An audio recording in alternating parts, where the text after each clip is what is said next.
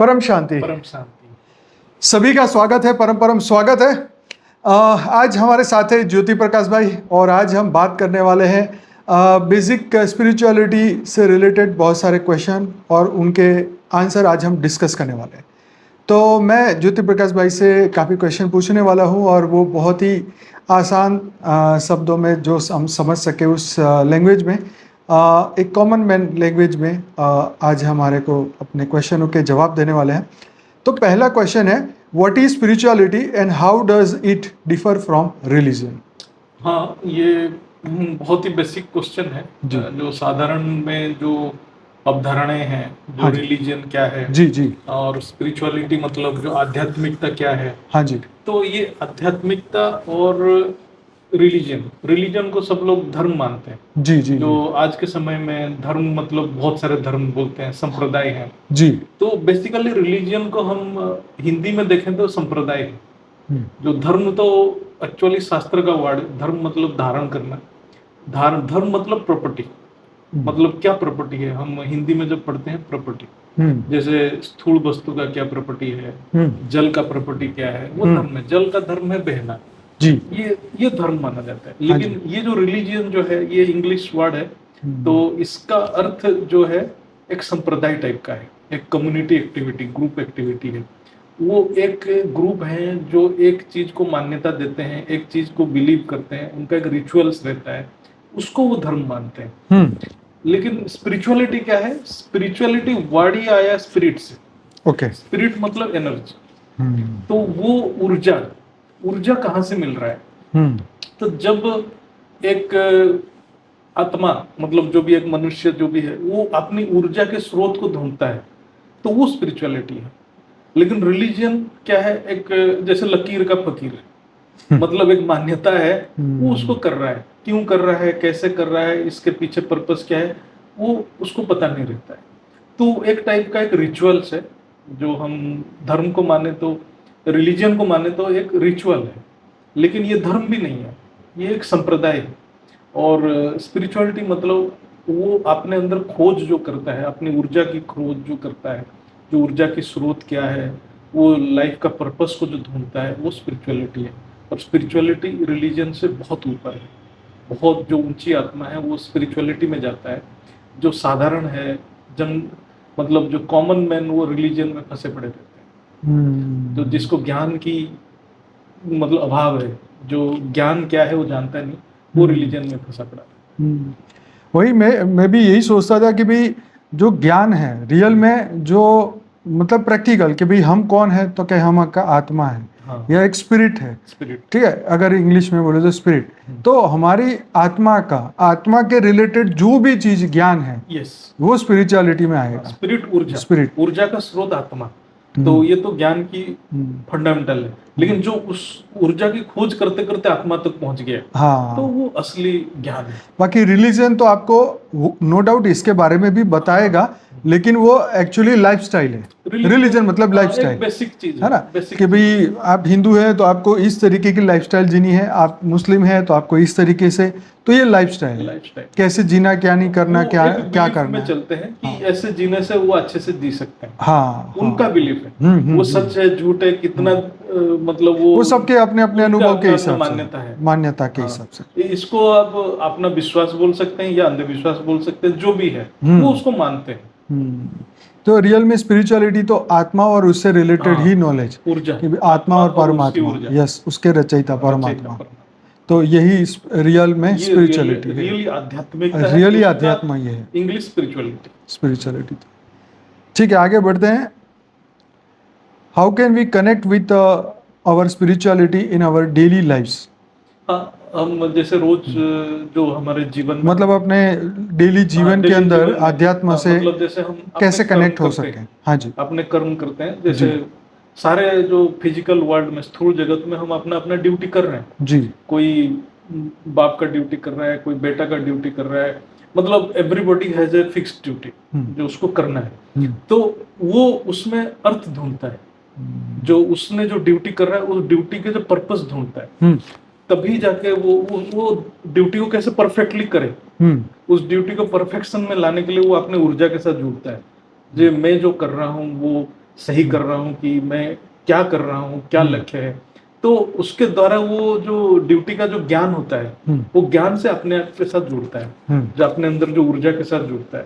और जब ऊर्जा के साथ जुड़ते जुड़ते वो अपने आप जो जो हमारे ज्ञान में उसको कर्मयोगी बोलते हैं, जो वो निस्वार्थ कर्म करता है। जैसे कोई पुरुष है, वो अपने पूरा फैमिली का पालन करता है निस्वार्थ, है ना। वो अपने ऑफिस में जाता है कि कोई भी कर्म करता है वो निस्वार्थ कर्म कर रहा है कि नहीं कर रहा है, पूरा संसार के लिए कर रहा है कि नहीं कर रहा है ना।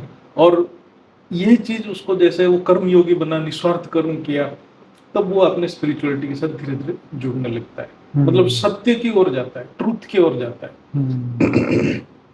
मतलब हमारे शास्त्र में भी है, भगवत गीता भी कर्म योगी का जो सिद्धांत है, जो कर्म से परमात्मा की प्राप्ति करना, कर्म से आत्मज्ञान को प्राप्ति करना। तो मतलब यही है कि मनुष्य की जो जो वैल्यू है, जो पर्पस है, उस पे कार्य करना। हाँ, जैसे मेरा क्या कर्म है वो मुझे पता होना चाहिए, मेरी मेरा ड्यूटी ड्यूटी क्या है। जैसे हम जब बेहद के ज्ञान में आए, तो हम बेहद के ज्ञान से हमारे अंदर परिवर्तन हुआ जी। तो अब हमारा ड्यूटी बना कि हम ये सबको बताएं। ये हमारे जैसे ये निस्वार्थ है, मुझे कुछ मिले या ना मिले, मेरे को क्या मिलेगा ज्ञान देके। मुझे हद की दुनिया में तो, स्थूल दुनिया में कुछ मिलना है जी, लेकिन मेरा एक भावना है कि मेरे अंदर जो परिवर्तन हुआ वो दूसरे में हो, और सृष्टि एक अच्छे युग की तरह अग्रसर करे। जैसे एक हद की दुनिया में भी, जैसे कोई पिता, कोई फादर एक जब अपने बच्चों को देखता है तो वो भी चाहे कि मैं जीवन में जो अनुभूतियां मिला, मैं जो जो चीजें, मुझे परेशानियां की, वो मेरे बच्चों को ना मिले, तो उसका प्रयास करता है। ऐसे ही जब हमें ज्ञान मिला और हमें पता चला कि ये हमने गलती की है और इस गलती के कारण आज दुनिया इस परिस्थिति में है, तो हमारा ड्यूटी बन जाता है कि हम ये सबको बताएं। और जो उसको रिसीव करेगा, कोई भी एक आत्मा उसको रिसीव कर लिया है, तो उसका जीवन परिवर्तन हो जाएगा। तो ये निस्वार्थ कर्म है, हमें उससे स्थूल दुनिया में कोई फायदा तो है नहीं। तो इससे एक आत्मा अपने आप के साथ जुड़ता है, अपने लक्ष्य जो है वो जानता है, कि जान पाता है कि धरती के ऊपर उसका लक्ष्य, मतलब अपने जो डेली के कर्म है वो प्रॉपर तरीके से कर पाता है। हाँ, विश्व के कल्याण के लिए, और अपनी आत्मा के कल्याण, दो चीज। चलिए, बहुत बढ़िया जवाब। अब हम आगे बढ़ते हैं। What role do spiritual practices such as meditation, prayers और yoga play in a spiritual growth? तो भाई, स्पिरिचुअल ग्रोथ के लिए मेडिटेशन, प्रेयर और योगा जो है, ये स्पिरिचुअल प्रैक्टिस, क्या इसका रोल है? हाँ, जैसे आध्यात्मिकता में जब स्पिरिचुअलिटी मतलब ही है अपने ऊर्जा के साथ जुड़ना, तो अपने ऊर्जा के साथ कैसे जुड़ेगा? तो उसका जैसे इवन विभिन्न धर्म में भी, जो संप्रदाय में भी ये प्रैक्टिस है। हर जगह रिचुअल्स को फॉलो करना एक प्रैक्टिस है। भजन कीर्तन करते हैं, हाँ। भक्ति मार्ग में, या किसी के जो क्या बोलते हैं, नाम जप करते हैं, ये सब प्रैक्टिसेस है। कहीं भी जाते हैं, कोई मंदिर जाता है, कोई मस्जिद जाता है, चर्च जाता है, तो उनमें ये भावनाएं हैं कि हम वहां जाने से हमें कुछ पॉजिटिविटी मिलता है। ये मिलता है कि नहीं मिलता अलग बात है, लेकिन वो मानते हैं इस चीज को। ऐसे ही जो जो ज्ञानी है, जो अपने अंदर जो अपने स्पिरिट या आत्मा के साथ जुड़ना चाहता है, तो उसके पास वो भी बहुत सारे तरीका ढूंढता है कि मैं अपने ऊर्जा के साथ कैसे जुड़ूं। तो उसके लिए वो मेडिटेशन करता है। प्रे मतलब एक उपासना है, हमारे वैदिक शास्त्र में उपासना है। उपासना मतलब प्रशंसा करना और हर कार्य में उसको श्रेय देना। तो ये उपासना है। जो उपासना मतलब कोई एक चीज को बड़ा मानता है वो, और उसकी वो प्रशंसा करता है, तो वो उपासना है। तो ये सारे मतलब जो है प्रचलित है, क्योंकि वो स्थूल शरीर में है और वो जो सूक्ष्म चीज के साथ जुड़ना चाहता है। तो वो जो मेडिटेशन मतलब ध्यान बोले कि एकाग्रता बोले, एकांत में रह के वो ध्यान धारणा करता है, और नहीं तो वो उपासना करता है। उपासना मतलब प्रेयर है उसको। इसके द्वारा अपने जो ऊर्जा है, जो पॉजिटिविटी रखने के लिए अपने आत्मा के साथ वो जुड़ पाता है। तो ये बहुत सारे प्रैक्टिसेस है। ज्ञान के हिसाब से लोगों का प्रैक्टिसेस भी डिफरेंट डिफरेंट हो जाता है। जो साधारण जो है भक्ति मार्ग में है कि डिफरेंट संप्रदाय में है, उनका भी प्रैक्टिसेस है। तो जिस लेवल का प्रैक्टिस है उस लेवल की ऊर्जा के साथ वो जुड़ता है। बिल्कुल। जैसे जैसे उसका स्तर बढ़ते जाता है ज्ञान के हिसाब से, फिर उसकी जो प्रैक्टिसेस भी चेंज हो जाता है। जैसे देखिए हमारे पास जैसे कुछ इन्फॉर्मेशन है, मान लीजिए हमने मेडिटेशन को सीखने के लिए गए, हम धर्म को नहीं जानते, हम सिर्फ मेडिटेशन शांति के लिए चाहते हैं, तो उसका पर्पस क्या है कि मेडिटेशन से मेरा मन शांत रहे, हाँ राइट, मेरा अध्यात्म में धीरे धीरे विकास हो, राइट। तो ये जो पर्सनल लेवल पे अपने मतलब दुनिया को वो समझने के लिए, अपने मन को समझने के लिए, अपने आप को बेसिकली है समझने, वो, हर आत्मा अपने आप को समझना चाहता है समझना चाहते और हैं, दुनिया को भी समझना चाहता है, दुनिया को भी कि समझना चाहते आज के समय में हर आत्मा के साथ बहुत सारे परिस्थितियां आ रहा है, हैं। बिल्कुल। वो परिस्थितियां को वो फेस नहीं कर पा रहा है, हाँ। इतना दुखी हो जाता है, वो हाँ। उसको समझना चाहता है। हाँ। और वो समझने के चक्कर में वो अपने आप के साथ अपने आप को क्वेश्चन पूछता है कि मेरे साथ क्यों, मेरे साथ क्यों। तो उसका आंसर ये सबसे मिलता है, और जब इससे आंसर मिलता है तो उसका लक्ष्य फिक्स हो जाता है, जी मेरा ये लक्ष्य है। नहीं तो वो उसका लक्ष्य जो है बिखर जाता है, फिर वो कहीं ना कहीं फंसा रहता है, क्या करना है क्या नहीं करना है उसको पता ही नहीं चलता है। कभी पैसे के पीछे भागता है, कभी पोजीशन के पीछे भागता है, और बाद में इतना दुखी हो जाता है, फिर पूछता है कि क्या चाहिए मुझे। तो ये जो आध्यात्मिकता स्पिरिचुअलिटी में उस चीज का उसका ज्ञान हो जाता है। वही स्पिरिचुअल ग्रोथ के लिए ये सभी चीज़ें हेल्प करती हैं हाँ। अपने अपने लेवल पे। जितना वो सीखता है, जितना चेतना का स्तर बढ़ता जाता है, उतना ही वो उसी कंटेंट को बहुत गहराई से समझता है। हाँ हाँ। तो ये तो है स्पिरिचुअल ग्रोथ के लिए ये सभी चीज़ें इम्पोर्टेंट जरूरत है। है। हर लेवल पे हर हर व्यक्ति लेवल पे उसका अलग उसकी अलग, इम्पोर्टेंस बढ़ जाती है। अलग अलग उसका प्रैक्टिसेस है। हम्म, कोई सही बात नाम है। जप कर रहा है तो कोई मतलब देखिए हमारे सनातन धर्म में बहुत मस्त बात बताई है।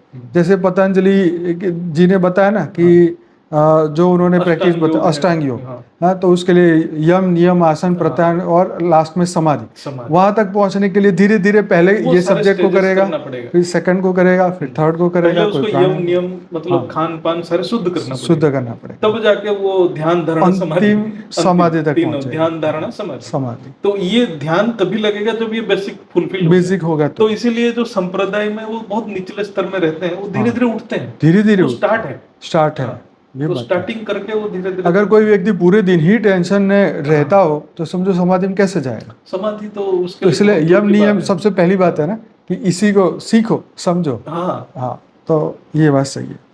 तो चलिए आगे बढ़ते हैं। How can we find meaning and purpose in our life through spiritual exploration. भी स्पिरिचुअल एक्सप्लोरेशन से आप अपने जीवन को जो मीनिंग और पर्पस हाँ, कैसे समझे। ये हमारे जो बेहद के ज्ञान में तो यही बेसिक है, हाँ जी। खुद को जानना। हाँ, खुद को वो जानना। खुद को कैसे जानोगे? कैसे जानना। जैसे हमारे ज्ञान में तो बापूजी बार बार बोलते हैं कि खुद को जानोगे तो खुदा को जानो। सही है। और जैसे हमारे शरीर का पर्पस तो सभी का शरीर का पर्पस एक ही है, लेकिन आत्मा का पर्पस क्या है? जो वो शरीर को जो ऊर्जा दे रहा है वो आत्मा से ही आ रहा है, सबको पता है। हमारे सनातन धर्म में तो आत्मा परमात्मा में कोई डाउट नहीं करता, बराबर है। और आत्मा परमात्मा को वो सत्य मान के ही पूरा खोज करते थे और मूल तक पहुंच जाते थे। लेकिन आज की विज्ञान उसको मान नहीं रहा है, वो खोज कर रहा है लेकिन मान नहीं रहा है। जो चीज को मानेगा नहीं और खोज करेगा तो उसका खोज कहाँ खत्म होगा किसी को पता नहीं। लेकिन हमारे सनातन शास्त्र का खोज एक ही जगह पे खत्म होता था, परमात्मा में, और विज्ञान का खोज अनंत है, वो कहाँ खत्म ही नहीं हो रहा है। तो हमारे जो अवधारणाएं हैं हमारे सनातन शास्त्र में है कि अपना खोज करो।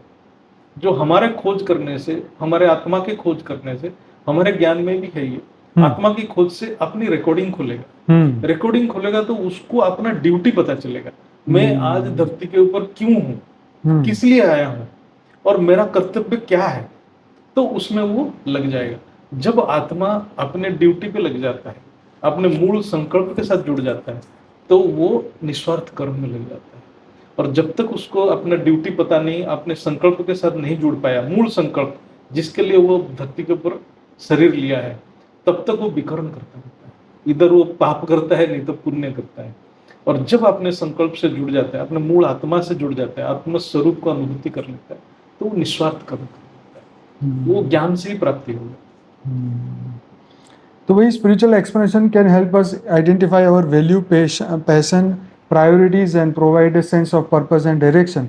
It can also help us connect with others and find the way to contribute to the world in the meaningful way. Yes. देखिए हमारा सभी का जो निस्वार्थ कर्म जो कर रहे हैं हम अपने लिए तो नहीं कर रहे हैं, नहीं कर रहे, पूरा विश्व के लिए ही कर रहे हैं। चलो वो ये जो हद के दुनिया में भी जो भी संप्रदाय हैं, वो भी फिजिकल लेवल पे भी जो काम कर रहे हैं वो दूसरों के लिए कर रहे हैं। दूसरों के लिए। तो जैसे उसका स्पिरिचुअलिटी लेवल पे बढ़ता जाएगा, वो सूक्ष्म लेवल पे काम करेगा, जो दूसरों के शांति के लिए, मन की शांति के लिए करेगा। कुछ लोग दूसरों को खाना खिलाते हैं तो वो शरीर के शांति के लिए। अब जब स्पिरिचुअलिटी में हायर वर्ल्ड में जाएगा, हायर लेवल पे जाएगा, जैसे अभी भी बोलते हैं कि ज्ञानगंज में कितने मुनि ऋषि तपस्या कर रहे हैं, वो किस लिए कर रहे हैं? वायुमंडल को शुद्ध करने के लिए, लोगों को शांति प्रदान करने के लिए। और हमारे ज्ञान में भी हम लोग भी इसी के लिए रोज जो ध्यान धारणा जो भी करते हैं, संकल्प करते हैं, हमारा मेन संकल्प तो परम शांति।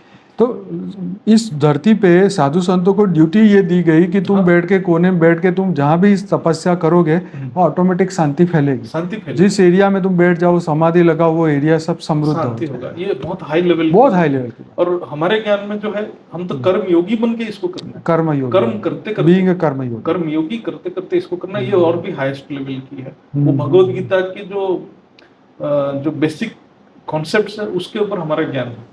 तो इसलिए हम कर्म योगी बन के वो शांति के फैलाव करते हैं। क्वेश्चन नंबर 5 है, what is nature of consciousness and its relation to spirituality? Actually consciousness word ये पाश्चात्य मतलब वेस्टर्न कंट्री का वर्ड है। कॉन्शियसनेस तो nature of consciousness, nature of consciousness जो है बेसिकली हमारे जो चेतन शक्ति, जो हम जो शास्त्र में हमारा चैतन्य शक्ति के बारे में बताया गया, तो उसका इंग्लिश वर्जन आ गया कॉन्शियसनेस। तो हमारे बहुत टाइप का कॉन्शियसनेस है।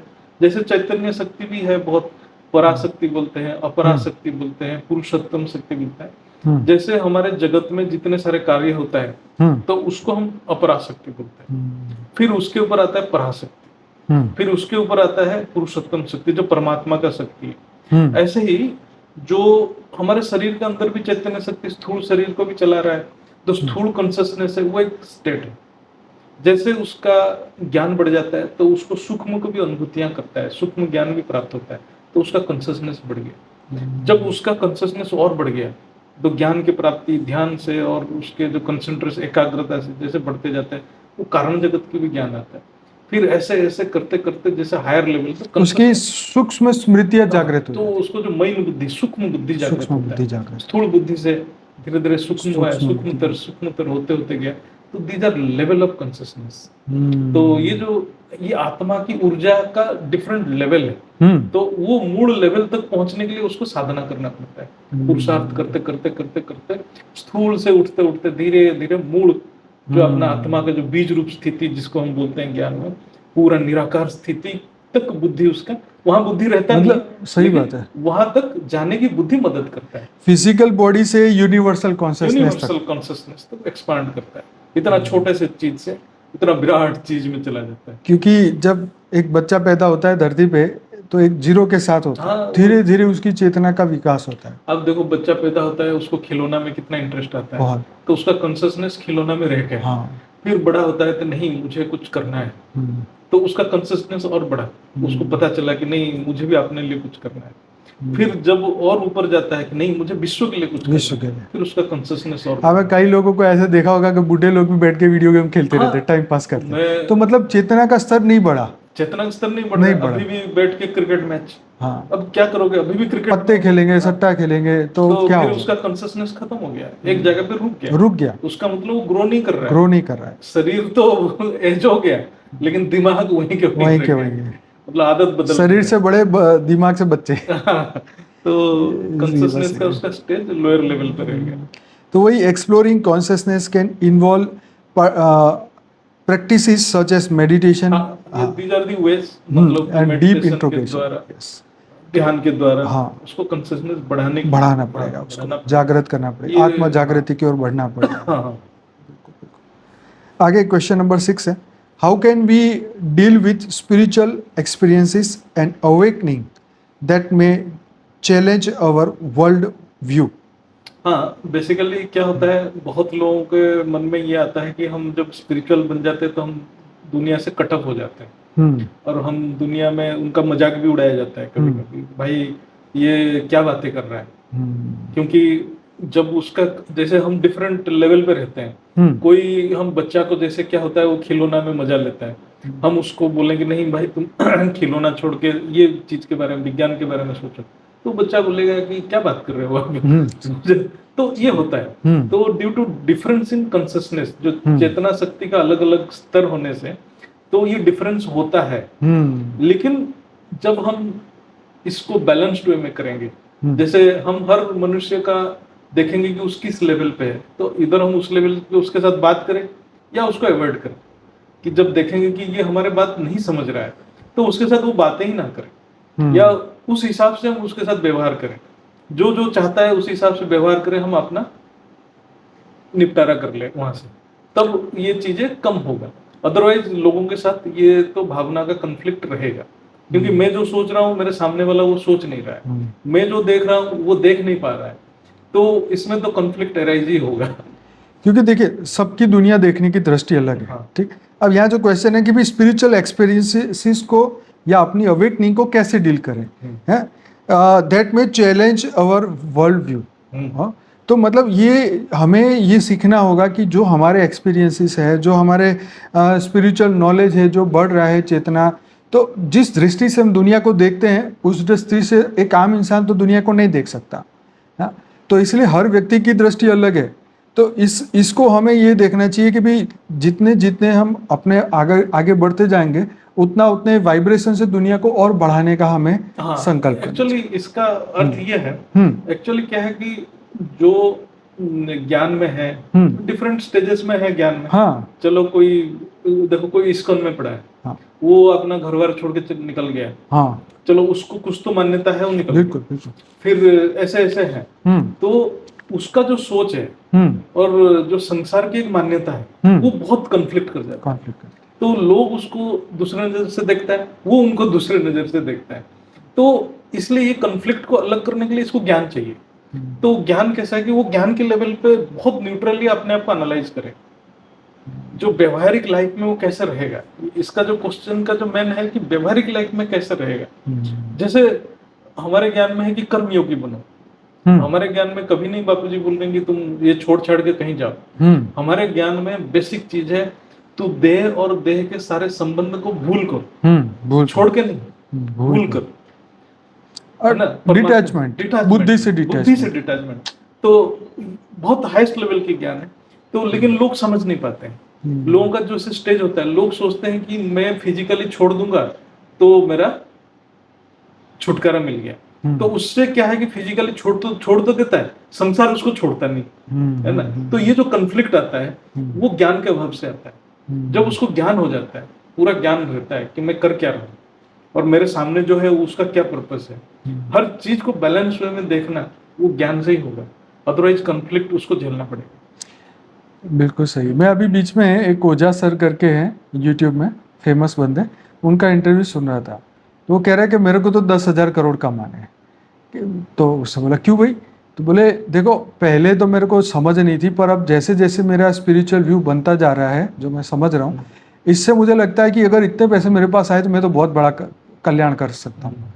तो मतलब वो एक लेवल पे जो काम करना चाहता है कि दूसरों के ऊपर डिपेंड नहीं रहना चाहता, अपने ऊपर होके वो काम करना चाहता है। एक व्यू है उसका, एक खुद का व्यू है कि भाई मैं अपनी अवेकनिंग तो मैं अभी साथ साथ कर रहा हूँ और मुझे लगता है कि ये इससे मैं और अवेकनिंग कर सकता हूँ। इसमें भी ये क्वेश्चन ऐसा है कि जैसे कोई बंदा को स्पिरिचुअल अवेकनिंग हो रहा है, हाँ, उसको ज्ञान की जागृत हो रहा है, और हर एक वो अपने जो चीज को सत्य मान रहा है, हाँ, कि यही सत्य है, हाँ, तो वो कुछ डिसीजन ऐसा लेता है ना, हाँ, जो उनके सराउंडिंग को पसंद नहीं आता, हाँ, नहीं आता है, तो वो कॉन्फ्लिक्ट भी अराइज करता है। कॉन्फ्लिक्ट तो इसलिए ऐसा नहीं कि वो उसको सेटिस्फाई करे, हाँ, लेकिन वो अपने जो सत्य जो है ना उसमें टिका है, वो उसको ज्ञान से जान ले कि यही सही है। तो जब वो टिका रहेगा और उसको वो सत्य ज्ञान पे टिका रहा तो उसका एंड भी अच्छा रहेगा। लेकिन ज्ञान पक्का नहीं है, कुछ गलत ज्ञान पे टिक गया और वो सबके साथ कॉन्फ्लिक्ट कर लिया, मान लिया एक चीज को, चलो उसको मान लिया सच, लेकिन बाद में पता चला ये सच नहीं है, उससे जो प्राप्ति होना था नहीं हो रहा है, फिर उसको प्रॉब्लम आता है। लेकिन आपने जान लिया, उसको ज्ञान से परख लिया हर एंगल से, फिर उसके ऊपर डटे रहना पड़ेगा और आपका जो डिसीजन जो है तो है। चलिए आगे बढ़ते हैं, next question 7, what is the role of forgiveness, compassion and gratitude in spiritual growth? एक तो फॉरगिवनेस, ग्रेटिट्यूड और कंपैशन। कंपैशन, दया, प्रेम, करुणा। दया, प्रेम, हाँ, करुणा। स्पिरिचुअल ग्रोथ में कितना इंपॉर्टेंट है? ये तो बहुत इम्पोर्टेंट है। इसलिए इम्पोर्टेंट है कि ये आपके जो मतलब हम साइंटिफिकली भी देखें, जो ये जो तीनों चीज आपके कारण शरीर को प्रभावित करता है। Very nice. कारण शरीर मतलब मन को प्रभावित करता है। और मन एक बहुत इम्पोर्टेंट, स्पिरिचुअल ग्रोथ में मन बहुत इम्पोर्टेंट रहता है। उसके बिना तो कुछ नहीं हो इसको सकता। क्रॉस किए बिना तो कुछ हाँ, नहीं होने वाला है। और मन के द्वारा ही मन को जीता जाता है। हाँ, तो इसलिए ये जो तीनों फैक्टर्स को कैसे अपने जीवन में बहुत बैलेंस्ड वे में मतलब बैलेंस्ड वे बहुत, ये आपको दोनों रास्ते पे ले सकता है। आप ज्यादा भावना में आ जाएंगे तो कर्म बंधन में आ जाएंगे। हाँ, वो बैलेंस में रहना है। बैलेंस में रहना है। हाँ। ये चाहिए, बट इसको बहुत बैलेंस्ड वे में यूज करना चाहिए।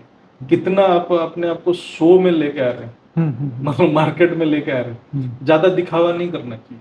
आपके मन में भावनाएं हैं तो आप क्या कर सकते हैं वो कीजिए, उसमें इमोशन अटैच मत कीजिए। मैं ना छोटा था तो पहले फिल्म देखते थे, तो कई बार ऐसी ऐसी कोई बड़े बड़े सेठ वाली फिल्म आती है, तो मतलब फिल्म में ऐसा सीन आता था कि कोई बहुत बड़ा सेठ है, बहुत दयालु है, तो जो भी गरीब मिलता उसको दान करता रहता।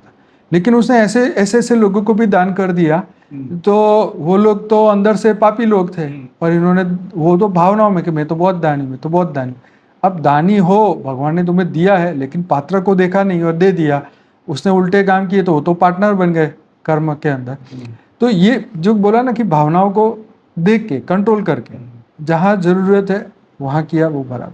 लेकिन ये भी एक स्पिरिचुअल ईगो पैदा करता है कि मैं तो बहुत बड़ा दानी हूँ। हाँ, इसको भी देखना है कि अपने अंदर भी तो देखना है। जैसे हाँ, हमारे जो ज्ञान में भी बोलते हैं भावातीत, गुणातीत, कर्मातीत। क्यों बोलते हैं? जैसे हम परमात्मा के गुण हैं ये, परमात्मा जब निराकारी स्टेज में रहते हैं भावातीत, गुणातीत, कर्मातीत रहता है। जैसे किसी के साथ कुछ हुआ, हम जाके रोने लग जाएंगे उसके साथ, क्या मिलेगा उससे? क्या कर सकते हो तुम उसके लिए? कुछ नहीं कर सकते। तो फायदा क्या रो के? तुम इतना भावना में आ रहे हो, क्या कर रहे हो? कुछ। लेकिन परमात्मा क्या है? परमात्मा भावातीत है, लेकिन सबका कल्याण करता है, उसके संकल्प में कल्याण भावना है। तो आपके वाइब्रेशन ज्यादा इंपॉर्टेंट है। आप रोने से ज्यादा आपकी वाइब्रेशन इंपॉर्टेंट है। आपके पास वो ज्ञान होना चाहिए कि मैं एक बंदे के लिए नहीं कर रहा हूँ, मैं ये जो प्रॉब्लम को खत्म करना चाहता हूँ।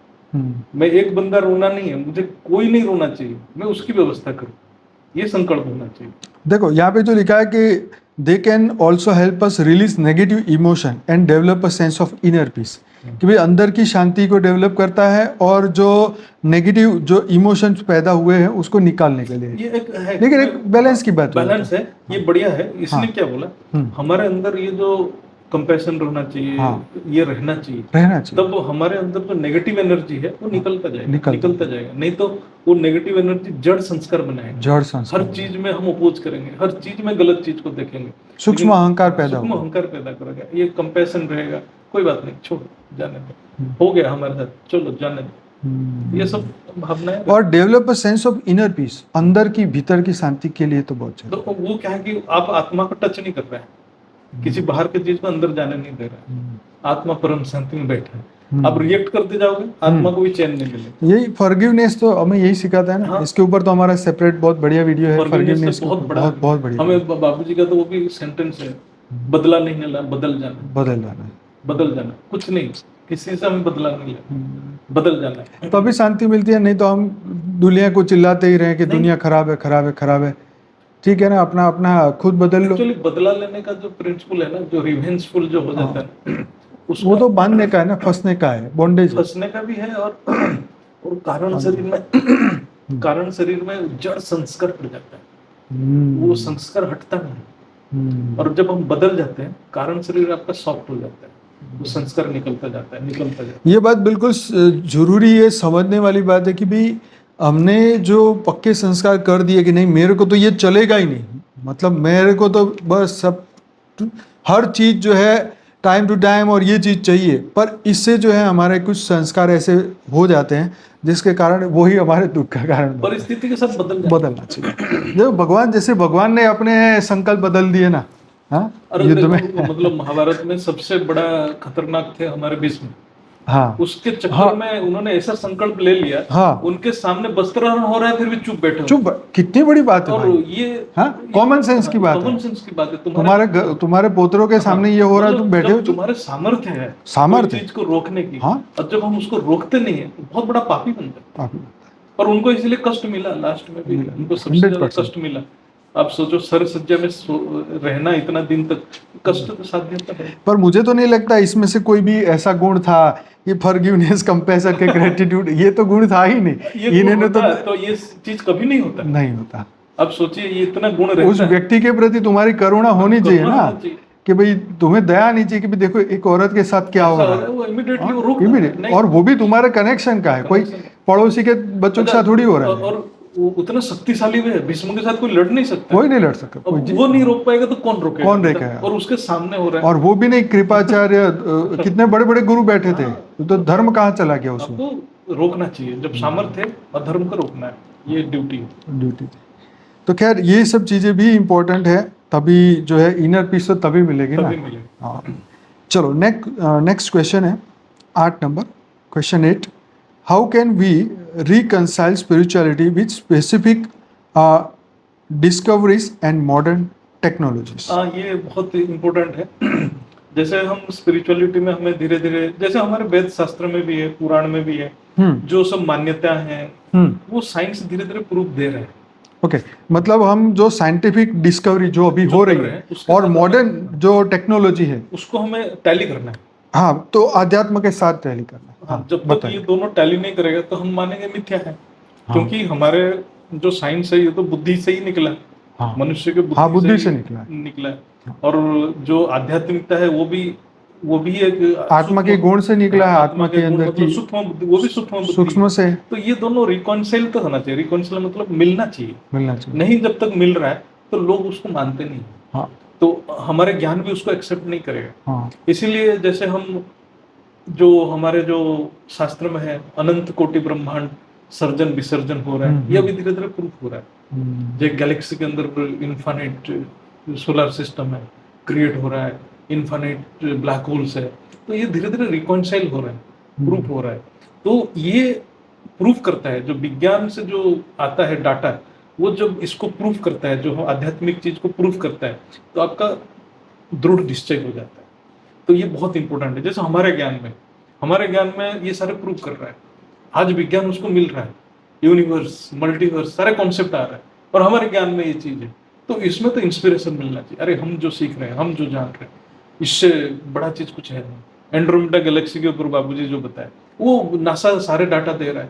थोड़ा बहुत इधर उधर हो रहा है, जो डिस्टेंस डायमीटर नासा बोल रहा है 25 लाख लाइट ईयर्स, बापूजी बोल रहे हैं नहीं, ये स्पिरिचुअलिटी में जो दिव्य दृष्टि में देख रहे हैं 35 lakh light years, 10 lakh light, but it is proved. तो ये ज्ञान और जो विज्ञान दोनों मिलना चाहिए। जैसे 5000 साल का ड्रामा मैच नहीं कर रहा है, तो फिर आपका क्या ज्ञान रहेगा, क्या आपका विश्वास रहेगा, क्या दृढ़ निश्चय होगा? मतलब जब आपको साइंस से प्रूफ मिल रहा है तो आप अपनी बिलीफ चेंज कर सकते हो। हाँ। वही तो है एक्सप्लोरेशन। देखो, अगर आप एक और नीचे लेवल पे आके बात करें, जैसे हम डॉक्टर के पास गए और डॉक्टर को बोले मेरा बीपी बढ़ गया, तो डॉक्टर कहेगा तुम्हारे को स्ट्रेस बहुत है। हाँ। अब ना स्ट्रेस देखने वाली चीज है, ना कोई खाने वाली चीज है, तो है क्या, ये मन की बात है। अब मन की बात आ गई तो मन को, मतलब साइकोलॉजी को उन्होंने शरीर के साथ कंपेयर कर दिया। अब मन दिखने वाला नहीं है, और यहाँ तो बीपी ऊपर नीचे दिख रहा है। हाँ, ये तो साइंस और ये स्पिरिचुअलिटी है ना, मन का साइंस ही है। मन हो गया, स्पिरिचुअलिटी एस्पेक्ट हो गया, और बीपी फिजिकल। तो इसको रिकंसाइल करो, साथ में लगाओ इसको। तो ये एक मेथड है जो आपकी स्पिरिचुअलिटी डेवलपमेंट एक्सप्लोरेशन का एक मेथड है। Compare it with science. Compare with science के साथ कंपेयर कर, आंखें बंद करके तो इंसान जी नहीं सकता ना, जी नहीं सकता। एंड विज्ञान भी वो भी एक्सप्लोर कर रहा है सीक्रेट्स को, और आप भी सीक्रेट्स को एक्सप्लोर कर रहे हैं। कहीं वो मिसमैच तो नहीं, आप गलत रास्ते पे तो नहीं चल रहे। आप 5000 साल ड्रामा मान के चल रहे हो, साइंस बोल रहे हैं भाई इतना बिलियन ईयर्स हो चुका है, 5000 साल में फंसे पड़े हो। तो थोड़ा तो बुद्धि लगाओ, बुद्धि लगाना पड़ेगा ये सब चीजों, तो रिकॉन्सिल करना ही पड़ेगा। तभी जो होगा ना, तभी तो मतलब हम बेटर बन सकेंगे। हाँ, बेटर बनेंगे। और इसको जो है हम जो राह पे चल रहे हैं वो सही है कि गलत है, आपको तो पता तो चलना चाहिए। आप कुछ सोच रहे हैं, हो कुछ रहा है, तो फायदा क्या है उससे? ये बात है। तो yes, it can be helpful to approach this topic with open and हाँ, open serious mind and mind seek होना चाहिए। Out diverse prospectives. चलिए, अब आगे क्वेश्चन है, question number 9। What are the different path to the spiritual enlightenment and how do they differ? हाँ, मतलब जैसे वही है, जिसका जो कंसेशन लेवल है उस लेवल पे वो फॉलो करता है, वो प्रैक्टिसेस को अडॉप्ट करता है। जैसे कोई बंदा मतलब स्पिरिचुअल एनलाइटमेंट के लिए Enlightenment, हाँ। मनुष्य को कौन से, what are the different path, कौन कौन से रास्ते हैं and how do they differ, एक दूसरे से वो अलग कैसे? हाँ, मतलब वही बोला, हाँ उसका जो एनलाइटमेंट के लिए, जी एनलाइटमेंट का तो एक तो डेफिनेशन सबके लिए अलग अलग है। हाँ वो क्या पाना चाहता है, तो पहले तो वो डिफाइन पहले तो एनलाइटमेंट का ही मतलब आप एनलाइटमेंट समझाइए। का जो अर्थ समझना पड़ेगा, जो हाँ, उसको एनलाइटमेंट मतलब क्या है, किसको कहेंगे आप? किसको कहेंगे। कुछ लोग सूक्ष्म अनुभूति को एनलाइटमेंट मान लेते हैं, कुछ लोग चमत्कार को एनलाइटमेंट मान लेते हैं, तो वो वहीं से जुड़ते हैं जहाँ चमत्कार कि होगा, सिद्धि मिल गई तो ये सिद्धि मिल गई, एनलाइटन है, बड़ा enlightenment है। पावरफुल जैसे है, ऐसा मुझे कुछ। जप करने से ही सिद्धि मिलेगा, तो वो जप का प्रैक्टिस करेगा, राइट। है ना। और कुछ लोग जैसे है कि नहीं, सूक्ष्म अनुभूति होने से मुझे एनलाइटमेंट होता है। जैसे क्रिया योगी जनरली हाँ, बहुत सारे सूक्ष्म अनुभूतियां होता है, अच्छा, तो वो क्रिया योग करते हैं। ओके, क्रिया योग में वो सूक्ष्म शरीर को देखते हैं, ये अच्छा, सब। जैसे महाअवतार बाबा जी, ये सब जो राइट, है ना, श्री एम जो है, हाँ जी, हाँ उनका जी, भी बहुत सारे अनुभूतियां हैं, जी जी तो जी। उसको एनलाइटमेंट मानते हैं, तो वो प्रैक्टिस से जुड़ते हैं। तो प्रैक्टिसेस डिफरेंट डिफरेंट है, तो उसका जो एनलाइटमेंट का डेफिनेशन भी अलग है। तो कोई जैसे जो लोग बहुत मेडिटेशन करते हैं, जो वो किस चीज को जानना चाहते हैं, कोई लेविटेशन के पहुंच जाता है। लेविटेशन, हाँ। जैसे वेद शास्त्र में भी है, हाँ, वो उनके भी परमात्मा का डेफिनेशन सबके लिए अलग अलग है। कोई मन को सब कुछ मानता है, मन को कंट्रोल करने में लग जाता है, हाँ, सोचता मन है, को कंट्रोल किया हाँ, तो भगवान मिल सब गए। कुछ भगवान मिल गए। कोई बुद्धि से भगवान को प्राप्त करना चाहता है, तो सबका पाथ अलग अलग है, अंडरस्टैंडिंग है, ज्ञान के हिसाब से पाथ अलग अलग है। तो इसलिए जैसे मतलब ज्ञान के हिसाब से अपना भगवान भी डिसाइड हो जाता है, और भगवान डिसाइड हो गया तो फिर उसका जो पुरुषार्थ भी उसी हिसाब से चलता है। तो इसलिए एनलाइटमेंट के लिए बहुत सारे पाथ है, लेकिन वो जो बोलते हैं ना हर चीज एक जगह पे एंड होता है, वो ऐसा नहीं है। वो आपका सोच कहाँ तक जाता है वहीं पर भगवान फिक्स हो जाता है। आपका सोच कहाँ है, इसलिए हमारे ज्ञान में बेहद का सोच रखो। आपका एक सीप में सोच है तो ब्रह्मांड में खत्म हो गया, आपकी ब्रह्मांड के परम धाम में आपका मतलब यात्रा खत्म। आपका गैलेक्सी तक जाना है, महाशिव तक जाना है, तो फिर महाशिव में खत्म होगा। फिर महाशिव तक पहुंचने तक आपको पुरुषार्थ करना ही पड़ेगा। फिर आपका ऐसे ऐसे करते आप जाना कहाँ चाहते हो, तो उस हिसाब से पुरुषार्थ होगा। और एनलाइटमेंट का डेफिनेशन, रास्ता सबका अलग है। किस कैटेगरी का आत्मा हो, किस कैटेगरी का ज्ञान है, किस कैटेगरी का आपका सोच है, उस हिसाब से आपकी पुरुषार्थ। जैसे हमने कल क्लास में चर्चा किया कि भाई गीता के अंदर बताया कि आत्मा अजर अमर अविनाशी है, ठीक। तो फिर अगर अजर अमर अविनाशी तो मोक्ष किसका हो रहा है? व्हाट इज मीनिंग ऑफ मोक्ष? तो तब हमें ये एक सोच एक नेक्स्ट लेवल पे पहुंचाती है कि भाई मोक्ष एक अवस्था है जहाँ जाके आत्मा शांति से बैठ जाती है, अपने कर्म बंधन चुका के अपने अपने इष्ट के धाम में जाके बैठ जाती है। फिर जब समय आता है तब नीचे आती है। तो पर बनी तो कहीं ना, अगर अजर अमर अविनाशी है तो वो सदा काल के लिए लेना चाहिए, लेकिन यहाँ तो ब्रह्मांड की उत्पत्ति और जब काल अग्नि होता है तब तो वो भी खत्म हो जाता है। आपका एक शायद एक योग सेशन में आपने बताया अजर अमर अविनाशी है, तो फिर भी आत्मा का तो सर्जन हुआ ना। सर्जन तो हुआ ना फर्स्ट जब टाइम। सर्जन हुआ, हाँ, ये पॉइंट को भी कोई पकड़े, हाँ पकड़े, तो फिर कैसे अजर अमर अविनाशी हाँ है? हाँ अजर अमर अविनाशी मतलब वो स्वयंभू है, सदा काल के लिए रहने पहले वाला। भी था, अभी भी है, बाद में भी रहेगा। लेकिन तो वो आया तो एक स्टार्टिंग पॉइंट आया, स्टार्टिंग और पॉइंट से, जिसका स्टार्टिंग पॉइंट है वो तो अजर अमर अविनाशी हो ही नहीं सकता। हाँ बिल्कुल। लेकिन बापूजी ने वो कहा ना कि भाई ऐसे भी मल्टीवर्स है जो सदा काल के लिए एक बार पैदा हो कभी खत्म ही नहीं, ऊर्जा अभी तक चल रहा है। ऊर्जी चल। तो ये एक एक हायर हमारे मल्टीवर्स में, हमारे ज्ञान के हिसाब से समझा जाए तो हमारे मल्टीवर्स के अंदर जितने भी आत्मा क्रिएट हुए हैं वो तो अजर अमर अविनाशी माना नहीं जा सकता, नहीं माना जा क्योंकि सकता। दो मृत्यु लोक में आने वाली कोई भी आत्मा कैसे आत्मा हुई? अजर अमर अविनाशी हो ही नहीं सकता। ये तो बात सच है। चलिए, तो तो इसीलिए इसको आगे बढ़ते हैं। अब नया क्वेश्चन है 10th नंबर का question. how can we integrate spiritual practice into our communities and promote social justice and environmental sustainability? Actually ये जो कॉन्सेप्ट है, ये जो कम्युनिटी कॉन्सेप्ट, कम्युनिटी का हाँ, कॉन्सेप्ट ये इसमें स्पिरिचुअलिटी के साथ लिंक भी हो सकता है, नहीं भी लिंक हो सकता हाँ है। कि भाई स्पिरिचुअल प्रैक्टिसेस से कैसे कम्युनिटी को हाँ, प्रभावित करे। तो एक्चुअली क्या है कि आप जैसे ग्रुप्स है, डिफरेंट हाँ, ग्रुप्स है, कोई ग्रुप वो एक चीज को मानता है, हाँ, जैसे वो मानता है कि नहीं हमें रोज मंदिर जाना है, रोज हाँ, वहां दिया जलाना है, हाँ, और 2 पेड़ लगाना है। हाँ, तो फिर आप उस ग्रुप के साथ उसको बता सकते हो, जो इतना तक समझ गया तो इतना वो तो करेगा। हाँ ठीक है, लेकिन फिर जो ग्रुप बोलेगा नहीं मुझे क्या मिलेगा मंदिर जाने से, हाँ बराबर जो जिसका कॉन्सियसनेस बहुत हाई चला गया, हम्म। वो लेटेस्ट एक बहुत बड़ा ज्ञानी है, वो बोलेगा नहीं मेरा संकल्प क्या है, मेरा संकल्प के ऊपर मैं फोकस करूं, मैं अपने संकल्प को ऊपर टिके रहूं और मेरा मन को विलीन करके उसमें करूं। फिर उसको दिया जलाने से कोई मतलब नहीं, वहां दिया जले, धूप जले, पेड़ लगे ना लगे, कोई फर्क नहीं पड़ता, वो उस लेवल पे काम करेगा। हाँ, तो जो ये ज्ञान के साथ सहमति है जिसका, वो ग्रुप वो करेगा, वो ग्रुप वो करेगा। तो इसको कोई यूनिफॉर्म हम नहीं कर सकते हैं। जो ग्रुप का जो सेम लेवल की आत्मा है वो इकट्ठा रहेंगे, वो एक काम को करेंगे। लेकिन एक चीज है, चाहे वो हाईएस्ट लेवल की स्पिरिचुअलिटी है, चाहे वो लोएस्ट लेवल पर है, उनका एक ही सोच रहना चाहिए कि विश्व कल्याण। चलो एक ग्रुप है कि कोई संप्रदाय है, एटलीस्ट वो इतना तो सोचे हम अपने संप्रदाय का तो कल्याण करें। कोई एक चाहता है कि मैं अपना देश का कल्याण करूं, मतलब चलो उसको बहुत ऊंची ज्ञान नहीं है, लेकिन वो ये तो सोचे कि मैं अपना देश का करूं। इसका परफेक्ट उदाहरण हमारे मोदी जी है। हाँ, अब जैसे रिसेंटली बीके में ब्रह्मा कुमारी में विजिट की उन्होंने, और जाके उनको बोला कि जाओ साफ सफाई अभियान चालू करो, पेड़ पौधे लगाओ, हॉस्पिटल लगाओ, यूनिवर्सिटी बनाओ, जाओ देश का कल्याण करो। तो सभी लोगों को साथ में लेके, आध्यात्मिकता को भी साथ में लेके और ये पब्लिक का भी कल्याण, ऐसी सभी कम्युनिटी को साथ में लेके इन्होंने करने का काम किया।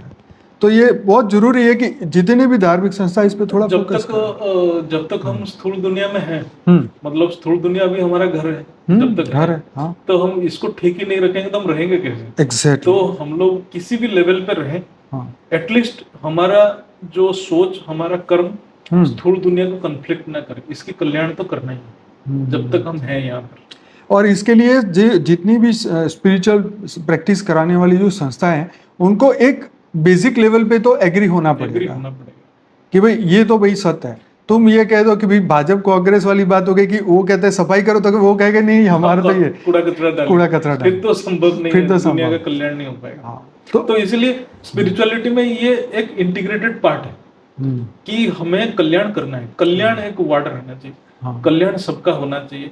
जैसे एनवायरनमेंट का भी कल्याण होना चाहिए, जो तो कुछ स्थूल लेवल पे सोच रहे हैं, कुछ सूक्ष्म लेवल पे सोच रहे हैं, लेकिन कल्याण सोच रहे हैं, कल्याण सोच रहे हैं। जिसका लेटेस्ट एक चलो भक्ति मार्ग में भी है, वो भी स्थूल कल्याण करना चाहिए। और हम लेटेस्ट एक बेहद की ज्ञान में है, हमारा संकल्प भी स्थूल कल्याण होना चाहिए। बिल्कुल, क्योंकि ये वाइब्रेशन से ही दुनिया बना, अब वाइब्रेशन से ही स्थूल कार्य होता है।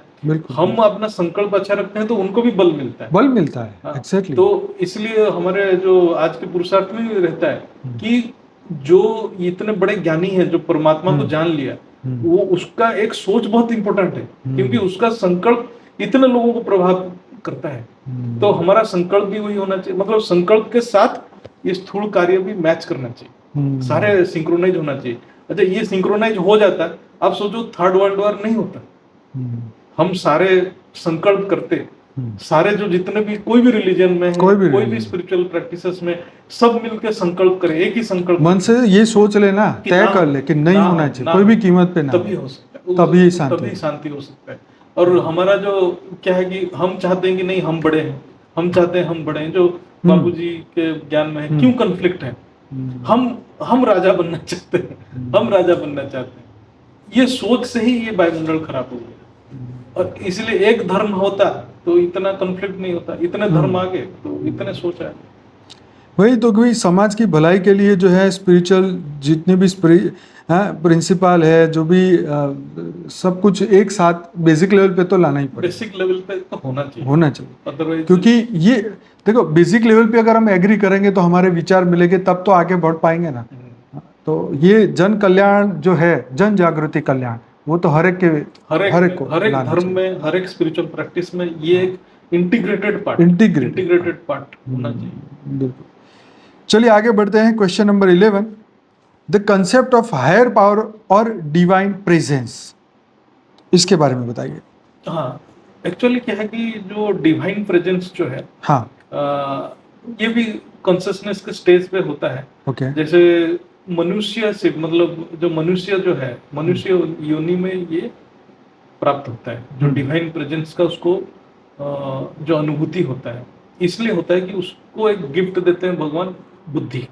बुद्धि बाकी प्राणी में नहीं रहता है। धरती के ऊपर हम स्थूल जगत में देखें, जितने भी प्राणी हैं, क्या होता है, जो जहां पर बहुत सारे लोग हैं, मनुष्य हैं, वो मानते हैं कि कोई एक डिवाइन पावर हमें कंट्रोल कर रहा है, नेचर को कंट्रोल कर रहा है, इसलिए वो मंदिर बनाते हैं, क्योंकि उनको दिखता तो कुछ है नहीं, सोचते हैं कि ये कोई एक भगवान है। तो कंसेप्ट ऑफ ब्रह्म, हाँ, ब्रह्म, वो लाइट। तो वहां से वो, मतलब जो है, जो क्या बोलते हैं, मूर्ति पूजा हो कि उसका जो निराकार की पूजा हो, करते हैं।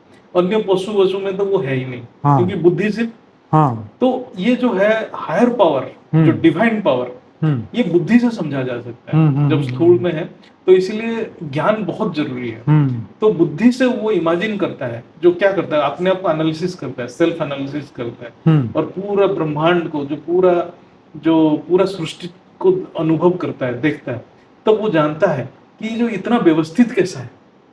जैसे सूर्य, सही बात है, सूर्य कितनी परफेक्टली चक्कर लगा रहे सूर्य के।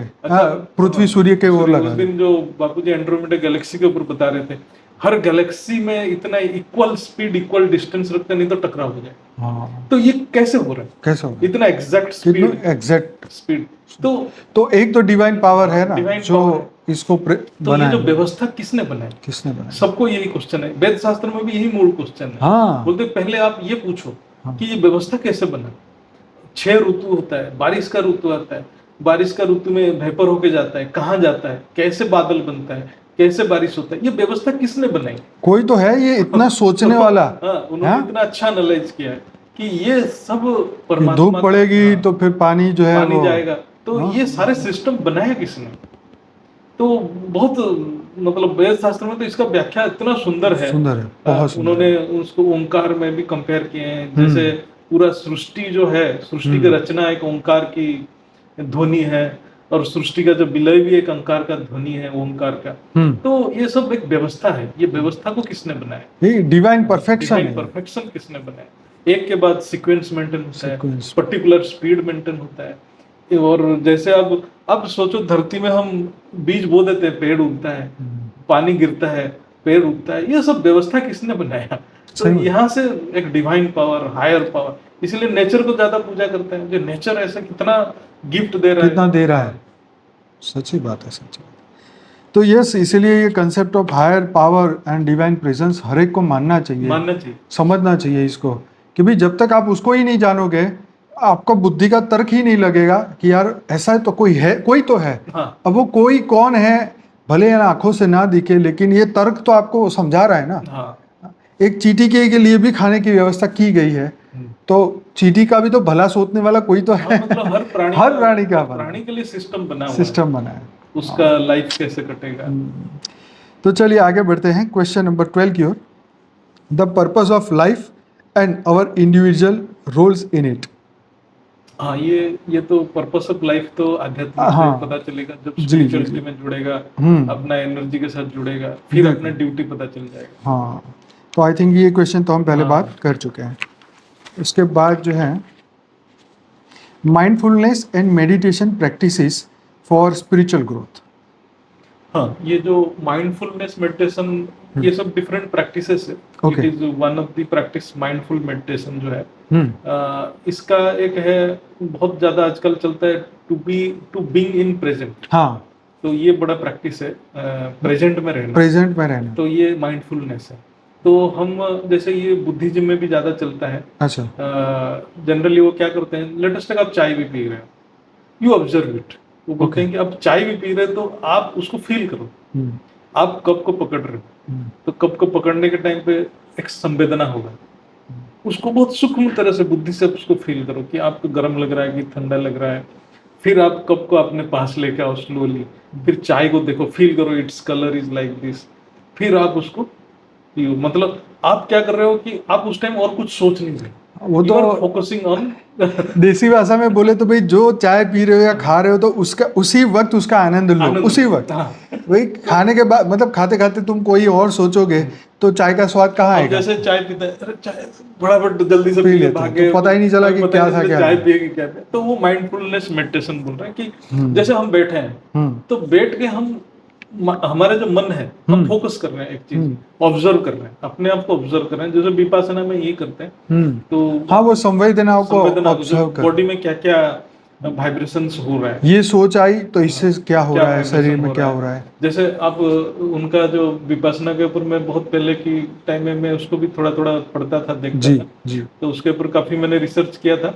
तो उस टाइम क्या है कि आप जैसे प्रैक्टिस करते हैं, जैसे आप बैठे हैं, बैठ के मन में तो बहुत सारे भावनाएं आता रहता है, इन्फानाइट जन्म है, इन्फानाइट डाटा पड़ा है, सडनली एक डाटा आया जिस बंदे से आपके साथ झगड़ा हुआ है, तो जैसे वो पिक्चर आएगा आपके शरीर में एक डिफरेंट रिएक्शन स्टार्ट हो जाएगा। एग्जैक्टली, वो तो सही तो बात वो है। फिर आप उसको ऑब्जर्व करोगे, फिर आप बोलोगे ये जो कंपैशन डेवलप करोगे, चलो ठीक, उसको मैंने कुछ बोला तो खुद को माफी मांगो कि उसको माफी मांगो, तो फिर वो संवेदना धीरे धीरे डाउन रिलीज होती है। तो हर चीज को न्यूट्रलाइज करना है, जो माइंडफुल मेडिटेशन में एक प्रैक्टिस है, बिल्कुल तो सही। उसमें भी लोगों को बेनिफिट होता है, उनका नेगेटिव एनर्जी काफी रिलीज हो जाता है। मैंने बहुत लोगों को मिला हूँ जो विपासना में करते हैं, उनको बेनिफिट भी होता है। लेकिन क्या है कि इसमें आपके कारण शरीर में डाटा, वो सेम चीज वही हुआ ना कि past life regression is one time कि भाई पिछले जन्म में तुम्हारा ये था इसलिए आज बहुत तुम्हारे को उस चीज के प्रति गुस्सा है, तो उसको ले आओ और उसको रिमूव करो। आर्टिफिशियल मेथड में पास्ट में ले जाते हैं एंड फोर्सफुली वो डाटा को बाहर ले सामने ले आते हैं, दुख का कारण पूछते हैं। फिर उस टाइम में भी आपके बॉडी में रिएक्शंस चेंज हो जाता है, फिर आप उसको न्यूट्रलाइज करते हैं, उसको माफ कर दो कि उस चीज को फोरगो कर दो। ये चीज जो विपासना में नेचुरल वे में करते हैं, एक जगह पे फोर्सफुली बैठते हैं, बैठ के अपने संवेदना को देखते रहते हैं, प्रैक्टिस करते रहते हैं। लेकिन इसमें क्या होता है कि मैं ज्यादातर देखा, जैसे एक बंदा ने विपासना में गया, 6 महीना तक उसका ठीक रहता है, फिर वो नया स्टार्ट हो जाता है संस्कार। तो इसलिए उसमें क्या है कि उसको बार बार करना पड़ता है, बार बार इसलिए करना पड़ता है ना कि देखो मनुष्य को देखो पर्पस का ज्ञान नहीं है, राइट। तो पर्पस लक्ष्य तक पहुंचने का, लक्ष्य का पता नहीं है, तो इसलिए क्या होता है वो भटक जाता है। अभी यहाँ से रिलीज टेम्पररी रिलीफ तो मिली, लेकिन फिर वो संस्कार खुद ही पैदा कर 5-6 महीना तक चलता है, फिर वो वापस करने पड़ेंगे, नॉर्मल संस्कार फिर शुरू हो जाता है, फिर वो ये हो जाता है। वेद शास्त्र में इसलिए विपासना को अप्रूव नहीं करते हैं, बोलते हैं कि विपासना में परमात्मा की कॉन्सेप्ट नहीं। हाँ, वो तो परमात्मा को कॉन्सेप्ट नहीं आएगा तब सोल्यूशन परमानेंट नहीं रहेगा। हाँ, तो सही तो बात है ना, वो तो बस इसीलिए विपासना, क्योंकि सोर्स तक नहीं पहुंचेंगे तो फिर तो धरती पे तुम एंड तक नहीं जा रहे, आप एक जगह पे शरीर में खत्म कर, और वहां पर आत्मा और परमात्मा का कंसेप्ट ही नहीं है, तो मतलब सिर्फ वहां पे तो सिर्फ अपने आप को मुक्त करने का कॉन्सेप्ट है, वायुमंडल में मुक्त करना, निर्वाण है, वो टेम्पररी। तो ये बुद्धिस्ट का है कॉन्सेप्ट, तो इसलिए ठीक है, वो भी एक पाथ है, लेकिन टेम्पररी रिलीफ मिलती है, इसलिए लोग जा भी रहे हैं और उनको फायदा भी हो रहा है। लेकिन जो स्व परिवर्तन का, अपने स्वरूप को जानने का, वो नॉलेज नहीं, वो हाईएस्ट लेवल की नॉलेज है, उसके लिए और ज्ञान चाहिए। वही यहाँ पे जो बात दे रही थी कि मेडिटेशन प्रैक्टिस से स्पिरिचुअल ग्रोथ, हाँ, तो यहाँ पे माइंडफुलनेस की बात हुई थी। तो bye focusing on the present moment and quitting the mind, मन को शांत करके individual can became more attuned to their own thoughts and emotion and develop a deeper connection with their spiritual belief. इसमें उसका कंसंट्रेशन पावर तो बढ़ ही जाता है, डेफिनेटली बढ़ जाता है। वही deeper connection with their spiritual belief, तो जो हमारी स्पिरिचुअल बिलीफ है उस पे गहरा ध्यान लगाना, ये कि हमारा जो रियल में जो एक्चुअली हम लोग भी जब मेडिटेशन करते हैं, जो भी योग करते हैं जी, हमें भी उस टाइम माइंडफुल मेडिटेशन करना चाहिए जी। हमारे जो संकल्प के ऊपर माइंडफुली फोकस करना है जी। हमारा जो संकल्प है वो परम शांति के अलावा और कुछ तो नहीं है, इसको ऑब्जर्व करना है। ये तो है, दैट इज आवर पर्पस। ये तो माइंडफुलनेस रहना चाहिए। इसलिए बोलो ना, deeper connection to their spiritual belief. Belief, हम हमारा जो बिलीफ हमारा बिलीफ है, तो वो हमें कनेक्ट करना पड़ेगा, कनेक्ट करना पड़ा। यस यस यस, तो बहुत बढ़िया था। अब क्वेश्चन नंबर 14 है आगे, the interconnectedness of all beings and the universe, उसके बारे में तो। हाँ, ये तो है ही, बेसिक पर्पस ही है कि जो यूनिवर्सल कंसियसनेस, आप सबको आत्मा आत्मा रूप में देखो। हम किसी को डिफरेंशिएट नहीं करेंगे। जैसे क्रिएशन नीचे गिरते गया, बहुत पार्टीशंस होते गए, इतना रिलीजन क्रिएट हो गया, इतना डिफरेंस क्रिएट हो गया, इतना कास्ट क्रिएट हो गया, सब हमने डिफरेंशिएट करने लगे। जैसे जैसे कॉन्शियसनेस बढ़ते गया, ऊपर जाते गए, तो वो तब तक कुछ नहीं बचा, आत्मा ही रहा। तो सब कनेक्टेड है। कैसे कनेक्टेड है? आकाश तत्व से। आकाश सब आकाश तत्व से कनेक्टेड है। आपके अंदर वही आकाश है, मेरे अंदर वही आकाश है। इसलिए वसुवधैव कुटुंबकम आया, जो ये धरती के ऊपर सारे एक आकाश तत्व से गढ़ा हुआ है। जैसे उस दिन बापूजी बता रहे थे कि जो एंड्रोमेडा यूनिवर्स में डिफरेंट आकाश तत्व है, वो यूनिवर्स मतलब वो गैलेक्सी में आकाश तत्व डिफरेंट है, उसका क्रिएटर का है। इस आकाश, यहाँ जो क्रिएटर का आकाश तत्व यहाँ है, और यही आकाश तत्व सबके अंदर है। तो हमारा सोच का एक पैटर्न है। तो वी आर ऑल कनेक्टेड। ऐसे हम सोचते हैं कि हम जो कर्म कर रहे हैं किसी को इफेक्ट नहीं करता, नहीं, हमारा कर्म सबको इफेक्ट करता है। जब हम ये सोचने लग जाए ना, हम कर्म करने से पहले 10 बार सोचेंगे, लेकिन हम इस बात को रियलाइज नहीं कर पाते हैं। तो इसलिए हम सोचते हैं कि हम जो कर्म कर रहे हैं कोई देख नहीं रहा है, हम जो कर्म कर रहे हैं अपने स्वार्थ के लिए कर रहे हैं। लेकिन वो हमारे शास्त्र में चित्रगुप्त, वो गुप्त में सारे चित्र बना रहा है। आप सोच रहे हो कि मैं कर रहा हूँ, कोई नहीं देख रहा है, लेकिन वो तो सारे रिकॉर्ड हो रहा है, अपने वाटर रिकॉर्डिंग सिस्टम में रिकॉर्ड हो रहा है, हमारे आकाश तत्व में रिकॉर्ड हो रहा है। और आकाश तत्व सारे का कनेक्टेड है। हमारा संकल्प पूरा सृष्टि को प्रभावित कर रहा है, उसका संकल्प भी सृष्टि को प्रभाव कर रहा है, और सारे सृष्टि हमें प्रभावित कर रहा है। तो इसलिए सब कनेक्टेड है, सबके संकल्प कनेक्टेड है, सबके संकल्प ये आकाश तत्व में घूम रहा है, एक रिजल्टेंट संकल्प बन रहा है। जैसे मैं चाहता हूँ परम शांति, 10 आदमी चाहते हैं महायुद्ध, तो जिसका संकल्प पावरफुल है 10 आदमी का वो हो जाता है। तो इसलिए सभी कनेक्टेड है। मैं चाहूं कि मैं बच जाऊं, वो सारे मर जाए, ऐसा होता ही नहीं। आप इस वायुमंडल में हो तो आपके साथ वही होगा जो उसके साथ हो रहा है। सही में, जब बॉम्ब फटेगा, 2 व्यक्ति साथ में खड़े हैं, तो दोनों के साथ सेम होने वाला है। आप बोलोगे नहीं मैं तो परमात्मा की भक्ति करता था, नहीं ठीक है, लेकिन आप तो इस वायुमंडल में आ गए। तो वायुमंडल में जो नेचुरल लॉ है वो तो हो गया, आकाश तो शरीर कनेक्टेड है, ये तो वायुमंडल है ना, वायुमंडल संकल्प से बन जाता है।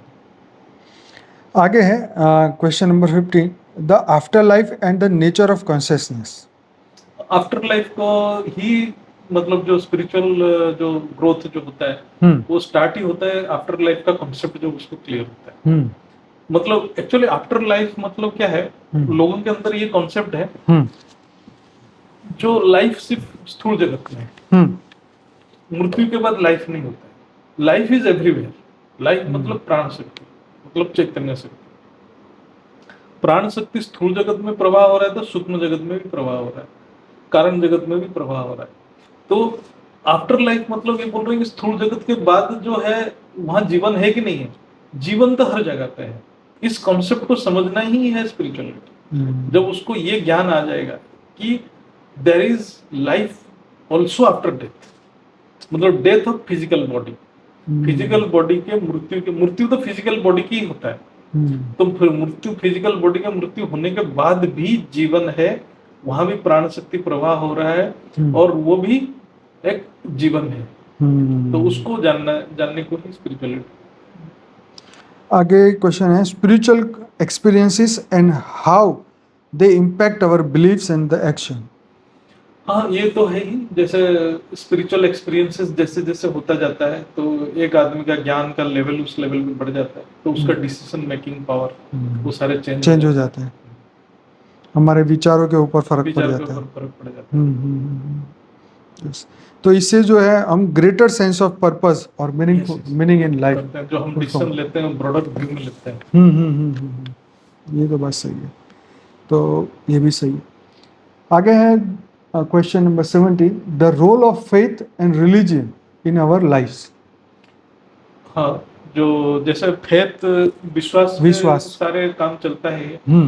तो जैसे कोई भक्ति भी करता है, किसी को मानता है, अपने इष्ट के ऊपर विश्वास रखता है, कोई अपने गुरु के ऊपर विश्वास रखता है, लेकिन सबसे इम्पोर्टेंट है कि विश्वास का बेसिस क्या है।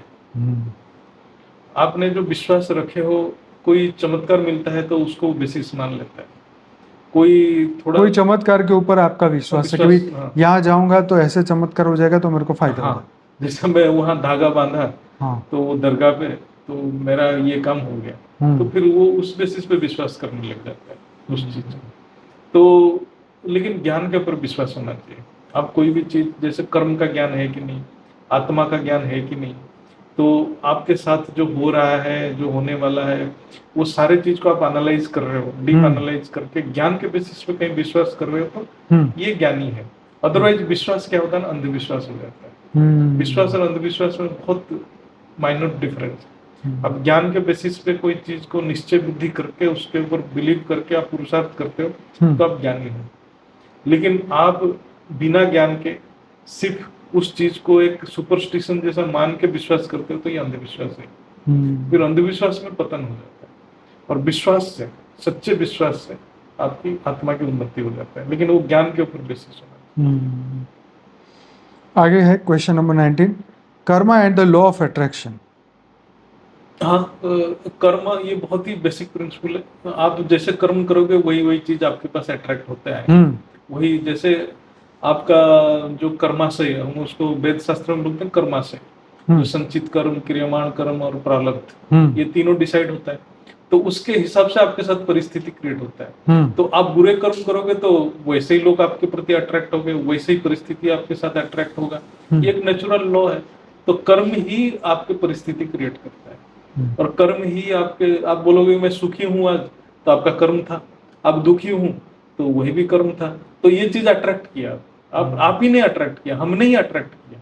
आज मैं सुखी हूं तो ये ने, इसको भी मैंने बनाया। आज मैं दुखी हूं, इसको भी मैंने बनाया। तो यही चीज हमने अट्रैक्ट किया है। जैसे कहते हैं ना कि जब हमारा बुरा समय चल रहा हो या हमारा बुरा कर्म का फल हमारे सामने आने वाला होता है तो हमारी बुद्धि ही ऐसी हो जाती है, बुरी बुद्धि हो जाती है। हाँ, एक वेद शास्त्र, हमारे शास्त्र में बहुत अच्छा चीज लिखा है। हाँ। कि जिस मोमेंट में आत्मा परमात्मा की उपलब्धि कर लेता है, साक्षात्कार कर लेता है, बोलते हैं कि उसी मोमेंट में उसका सारे कर्म कट जाता है। ओह वाह। हाँ, ये है। अच्छा। और लेटेस्ट एक किसी बंदे ने, कोई आत्मा ने पुरुषार्थ करके परमात्मा का साक्षात्कार कर लिया है। हाँ। और फिर भी वो शरीर लेके है, तो उसको सिर्फ प्रारब्ध भोगना पड़ता है। अच्छा। बाकी संचित कट जाता है और सारे कुछ कट जाता है। जब तक जिंदा है तो उसको प्रारब्ध भोगना पड़ता है। प्रारब्ध मतलब जैसे पकड़ लो, कोई आत्मा जब जन्म से ही लंगड़ा है, ठीक है, लेकिन वो लंगड़ा जो है उसको वो भुगतना पड़ेगा, क्योंकि वो उसके साथ आया है जन्म के साथ। लेकिन वो उसको ज्ञानी हो जाता है धीरे धीरे, और फिर परमात्मा की साक्षात्कार भी कर लेता है अपने, फिर उसके सारे विकार खत्म हो जाता है, तो उसकी संचित वंचित कट जाता है। लेकिन जब तक रहेगा लंगड़ापन तो रहेगा, तो प्रारब्ध रहेगा। ये तो बात बहुत प्रैक्टिकल है, एकदम प्रैक्टिकल। ये बात कई बार हम ध्यान में ऐसे सोचते हैं एज ए ज्ञानी कि यार फलानी व्यक्ति मतलब इतना ज्ञानी है, इतना योगी है, लेकिन शरीर तो जो दुख है वो तो है, शरीर का दुख तो है, पास्ट है ना, पास्ट तो प्रारब्ध है, वो मैच्योर हो गया, मैच्योर, फिक्स डिपॉजिट मैच्योर हो गया, अभी रिवर्ट नहीं होता। नेचुरल लॉ है, कभी भी उसमें लॉ को वायलेट नहीं होता कभी।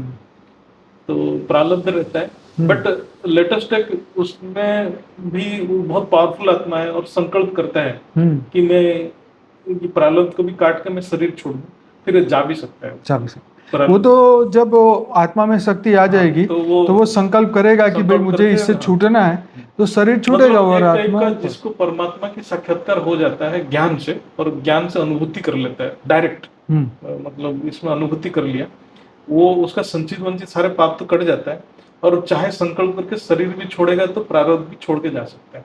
उसके लिए कोई बाइंडिंग नहीं। जैसे परीक्षित था, हाँ, सांप काटने वाला था, लेकिन उसने ज्ञान सुनने के साथ ही उसका मोक्ष हो गया, और सांप काटे उससे पहले ही वो निकल चुके थे उसमें से तो body में से। इसलिए जो पर आया तो सही ना सांप काटने, ऐसा तो नहीं कि ज्ञान देखा तो कि हाँ, नहीं, भाग गया प्रारब्ध पास तो है, प्रारब्ध रहता है। बट उससे वो मुक्ति मिल जाएगी, मुक्ति मिल गई उसको उसका रास्ता परमात्मा बहुत फिर। दयालु, हाँ, परमात्मा वो निकाल लेते हैं उसको। वो मतलब फ्यूचर में वो जैसे दुख में कोई नहीं आत्मा आएगा। है, उसको ज्ञान प्राप्ति हो गया, साक्षात्कार भी हो गया, प्रारब्ध है, थोड़ा उसको कष्ट है, लेकिन वो फिर भी चाहता है कि मैं कुछ दिन रह के लोगों की कल्याण करूं, तो वो रहेगा और प्रारब्ध के साथ ही रहेगा, कोई रिएक्शन नहीं करेगा, कल्याण करके जाएगा।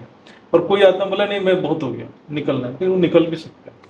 इसलिए मैं कई लोगों को देखा है जिनको ज्ञान के सेल अंदर नहीं है, ज्ञान की जागृति नहीं है, लेकिन वो चाहते हैं कि मैं मरने से पहले अच्छा काम करके जाऊं। हाँ, कुछ लोग डिसाइड करते कुछ हैं लोग कि डिसाइड मैं, और कहीं भी कर भी लेते हैं। जैसे मेरे साथ कुछ भी हो जाए, हाँ। मैं इसको भुगतूंगा, लेकिन एटलीस्ट लोगों के पास ये संदेश हाँ, पहुंचा के हाँ। जाऊंगा। जैसे हम देखते हैं कि कोई बाप का जवान बेटा एक्सीडेंट में मर गया, तो हेलमेट नहीं पहना था, तो वो बाप जो है वो सभी लोगों को, बच्चों को पकड़ के हेलमेट हाँ, बांटता है। मतलब एक उसके अंदर भावना आ गया कि भावना नहीं, है, मैं बाकी बच्चों को तो बचा लूं। बचा।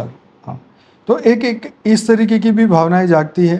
तो ये सब कर्म के साथ ही जुड़ा हुआ है। अट्रैक्शन होता है, अट्रैक्शन कर्म होता बहुत है, चीज को अट्रैक्ट करता बहुत है। कर। एक्चुअली कर्म से आपका सोच बन जाता है, और सोच से सारे चीज संकल्प बनता है, और संकल्प से पूरा सारे कार्य होता है। ये तो पूरा सृष्टि संकल्प का ही खेल है, संकल्प की दुनिया है। संकल्प की खेल है, जितना गहरे जाएंगे इतनी सोच और बढ़ती जाएगी। और बढ़ता जाएगा।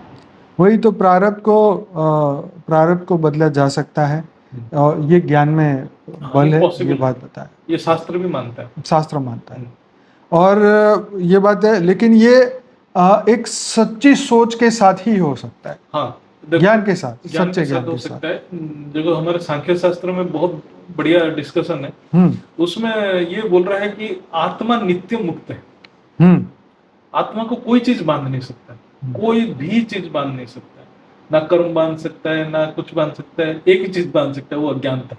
ठीक, नहीं तो आत्मा तो ऐसे ही मुक्त है, उसको मुक्ति की जरूरत ही नहीं है, क्योंकि सच बात है। हाँ, वो नित्य मुक्त है। आप उसको किसी भी तरह बांध नहीं सकते। देखो, कर्म तो सभी कर रहे हैं, मुक्त वाला आत्मा भी कर्म कर रहा है, लेकिन उसको कर्म बांध नहीं रहा है।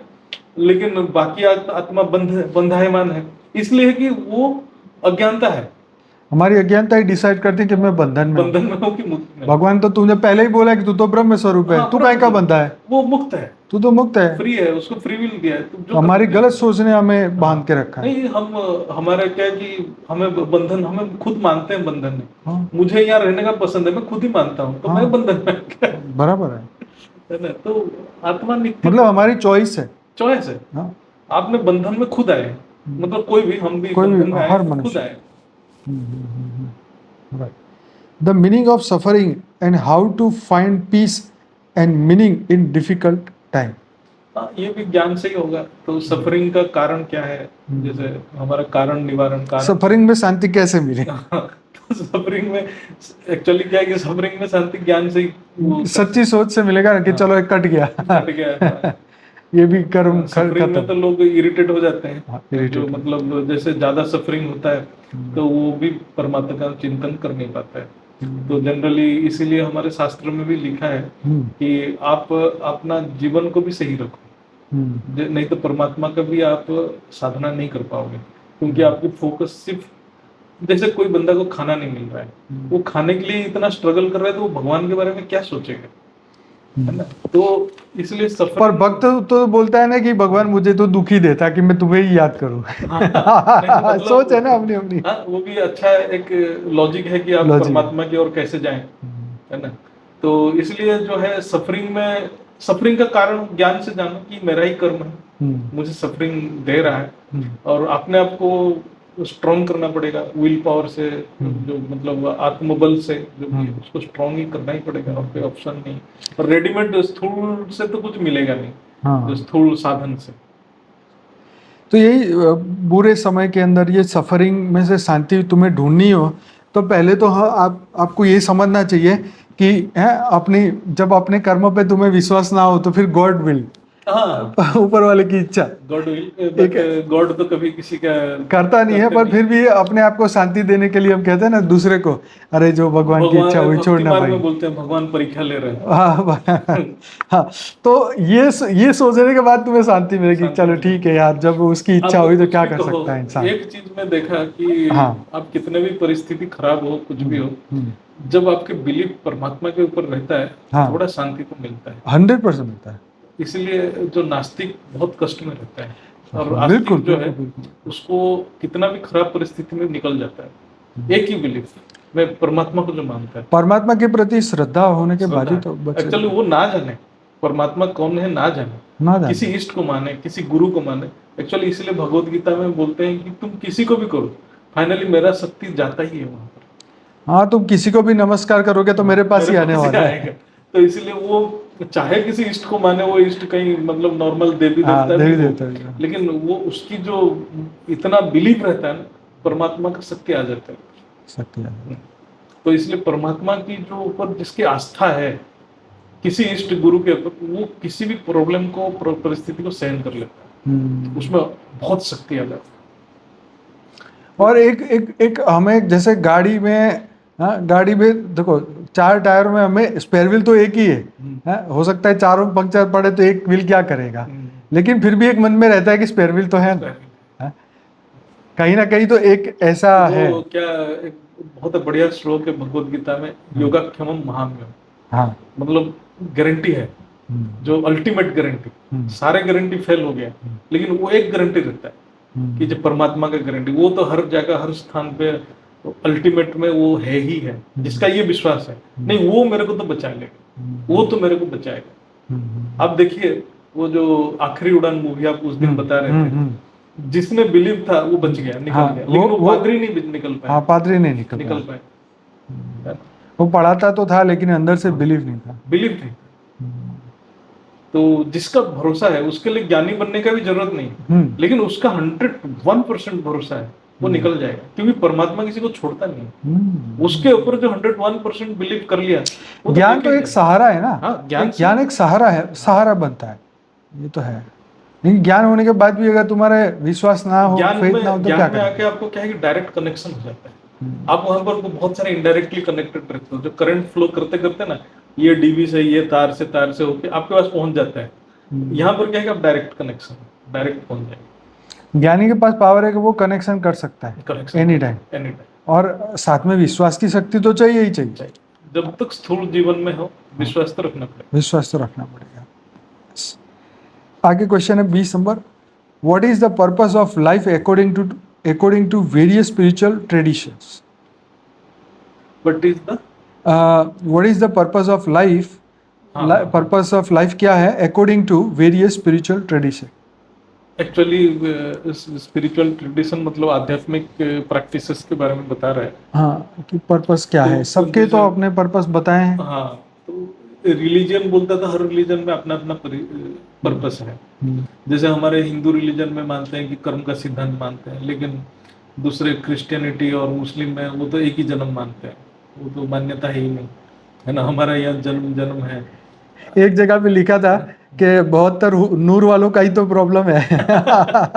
मतलब उनका कॉन्सेप्ट क्या है कि वहां भी भोग करना है, यहाँ भी भोग करना है, भोग उनका कॉन्सेप्ट है। हाँ, मतलब भोग उनका concept। क्योंकि देखो मतलब आप उस चीज को आप ऑब्जर्व, अगर हम अपनी बात करें, सनातन में भी तो बोलते हैं कि स्वर्ग का सुख पाओगे। सुख का मतलब हमारा क्या है कि हर वक्त भोग का लालच रहता है। लालच, हाँ, मतलब धरती के ऊपर रहेंगे भी तो यहाँ ये त्याग करोगे तो ऊपर मिलेगा, ऊपर वो मिलेगा। मतलब ऐसे इफ एंड बट्स, ज्ञान की कॉन्सेप्ट नहीं। हाँ, ज्ञान का कॉन्सेप्ट नहीं है कि मैं कौन हूँ, वो कोई जानना नहीं चाहता है। मेरा पर्पस क्या है, वो कोई जानना चाहिए, लेकिन हमें भोग चाहिए, मजा चाहिए। देखो नचिकेता 11 साल का लड़का बोलता है, तुम जो मर्जी भोग साधन दो, मुझे नहीं चाहिए, मुझे तो सत्य बताओ। तो वो सिर्फ मृत्यु के परे क्या है, सनातन धर्म में है। बाकी तो भोग के पीछे पड़े रहते हैं, और भोग के पीछे पड़ने से तो कर्म बंधन आएगा ही आएगा। तो भोग कितने दिन चलेगा? भोग एक्चुअली क्या है कि आपको सचमुच में सोचा जाए ना, ज्ञान भी एक आनंद देता है। जब उस लेवल, इंटरनल आनंद, परम आनंद, जब आत्मा उस लेवल पे जाएगा ना, वो भी बहुत मजा आता है। लेकिन उस लेवल पे जाना पड़ेगा, बहुत सही जाके वो वो भी मजा लेगा। बिल्कुल। लेकिन जैसे चींटी है, चींटी भी बोल रहा है मैं भोग कर रहा हूँ एक टुकड़ा चीनी का दाना लेके भागती है स्टोर करने के लिए। तो वो भी भोग में पड़ा। अब बेचारे की चेतना का स्तर ही इतना है कि मेरे को एक दाना मिल जाए तो एक मेरा दाना काम हो से जाए। भोग चल रहा है। ऐसे ही कुत्ता एक टुकड़ा लेके भोग वाह, कर रहा है। सही बात। तो ऐसा ही है, जिसका जो स्टेज में है उस लेवल का है, मतलब तुम किस लेवल पे हो और तुम क्या, किसका भोग करना चाहते हो। मतलब तुमने भोग को या योग को या किसको तुमने समझा है। अच्छा, अब सूक्ष्म भोग भी करते हैं लोग, जैसे सूक्ष्म में कुछ दृश्य देखा, उसमें उलझ जाते हैं। हाँ, तो उसमें भी वो भोग करते हैं, वो बार बार वो दृश्य को देखना चाहते बार बार देखना हैं। बोलते चाहते नहीं हैं। मुझे वो लाइट में ये डांस देखना चाहिए, लाइट में वो देखना चाहिए, वो मैं भी स्वर्ग भोग। देखूं, मैं हाँ, ये देखूं, हाँ, मैं वो पहाड़ भी एक नदियां भोग है, देखूं। वो जान नहीं पाते हैं, वो मन का खेल है। जितना भी दृश्य है, चाहे सूक्ष्म हो चाहे स्थूल हो, ये सारे मन का खेल है। लेकिन वो जब ज्ञानी है तो ज्ञान फिर उसको देखेगा मैं क्यों देख रहा हूँ, इससे मेरा पर्पस क्या है, उसके अंदर क्या ज्ञान है। जब वो एनालाइज करेगा फिर वो दृश्य भी निकल जाएगा। तो इसीलिए वो जो सेल्फ रियलाइजेशन जो है, वो सिर्फ अपने आप को देखना, खुद को जानने से खुदा को जानना। जैसे उस दिन भी आपका ही था योग सेशन में, आप बता रहे थे हम जो अपने बुद्धि से अपने अंदर जो संकल्प डालते हैं, फिर जो योग करते हैं, हम क्या कर रहे हैं असल में। हम ये जो जितने प्रैक्टिस कर रहे हैं, बाप का रूप धारण करना प्रैक्टिस कर रहे हैं, हम सूक्ष्म में अपने शरीर को तैयार कर रहे हैं। अपने जो दिव्य शरीर को हम संकल्प द्वारा तैयार कर रहे हैं, जो अंत में जब हम लोग जो निकलेंगे उसकी अंतर्वाग शरीर से। अंतर्वाग से उसको तैयारी हो रही है। अपने सोच से वो बनता है। वही तो, some believe that the purpose of life is to attain enlightenment, liberation, right. तो लिबरेशन भी एक मतलब एक इल्यूजन टाइप का है। क्या लिबरेशन, हाँ, कहाँ से आप लिबरेट होना चाहते हाँ, हैं। सनातन धर्म में तो इसकी व्याख्या बताई है हाँ, गहराई से कि कौन सा लिबरेशन, कैसा सेल्वेशन। हाँ, Others suggest that the purpose of life is to serve others, to improve the world, or to fulfill divine mission. तो सेवा के लिए भी कुछ आते हैं, सेवा करते हैं। जैसे कुछ बहुत ही रियलाइज सोल आते हैं, उनको पूरा ज्ञान रहता है, फिर भी जन्म लेते हैं। इसलिए जन्म लेते हैं कि लोगों को ज्ञान दें, लोगों को। तो डिवाइन मिशन है ना डिवाइन जीवन मिशन में का। आते हैं, बहुत अवतार आते हैं, जनरली उनको अवतारी बोला जाता है। अवतारी आते हैं। अवतारी आत्मा है, वो भी पावरफुल आत्मा रहते हैं और लोगों के कल्याण के लिए करते हैं, उनको तो कोई लगाव नहीं रहता। जिसके कर्म बंधन कम है, जिसको ज्ञान समझ में आ चुका है, जिसको दिव्य दृष्टि, दिव्य दृष्टि से भी आगे दिव्य ज्ञान है, जिसको वो दिव्य ज्ञान मिल गया है, तो फिर वो तो पर्पस में टिके रहते हैं, फिर उनको कोई हिला नहीं सकता। फिर कोई ना हिला सके। Yes, yes. नेक्स्ट क्वेश्चन है 21। How can one achieve spiritual growth and enlightenment. हाँ, मतलब इसका तो बहुत सारे चर्चा हो ही practices चुकी है। हैं जो यस, हो यस, चुकी यस। तो ये तो चर्चा हो चुकी है, चलो आगे बढ़ते हैं। नेक्स्ट क्वेश्चन है 22। What is the nature of soul and its relation to the body. हाँ, सोल और हम Body. जिसको बोलते हैं आत्मा, आत्मा और शरीर। जैसे हमारे ज्ञान में तो शरीर तो बहुत शरीर है, स्थूल शरीर, सूक्ष्म शरीर, कारण शरीर, ऐसे बहुत शरीर है। तो बेसिकली क्या है कि आत्मा शरीर को चलाता है, और शरीर को, जितने भी शरीर है, सारे शरीर को ऊर्जा आत्मा से ही आता है, और आत्मा को ऊर्जा परमात्मा से आता है। तो यही रिलेशन है। जो शरीर जो है, शरीर के बिना आत्मा कोई चीज को भोग नहीं कर सकता। तो शरीर मिलता है भोग के लिए। जनरली हमारे जो शास्त्र क्या बोलता है ना, भोग और अपवर्ग, ये शरीर भोग का भी कारण है, मुक्ति का भी कारण है। काली बात है। हाँ, हाँ। तो ये भोग भी देता है, मुक्ति भी देता है। तो जब ज्ञान हो जाता है तो भोग छोड़ के मुक्ति की ओर चला जाता है। जब ज्ञान नहीं रहता है तो यही शरीर खाली भोग के लिए ही यूज होता है, और ये भोग आत्मा ही भोगता है शरीर के द्वारा। बिना शरीर का भोग नहीं कर पाएगा आत्मा, कुछ भी भोग नहीं कर पाएगा। क्योंकि ये भावनात्मक दुनिया है ना। हाँ, भोग के लिए शरीर चाहिए। हाँ, भोग के लिए शरीर चाहिए, ये तो बात सही है। तो yes, nature of soul and relation to the body, तो बस यही है कि भाई हमने ये शरीर के साथ हमारा जरूर से रिश्ता है, लेकिन अप टू सम एक्सटेंट। हाँ, इसके बाद भी हमारे शरीर के बाद खुद का ही रिलेशन नहीं रहने वाला है, अपना खुद का भी नहीं रहेगा।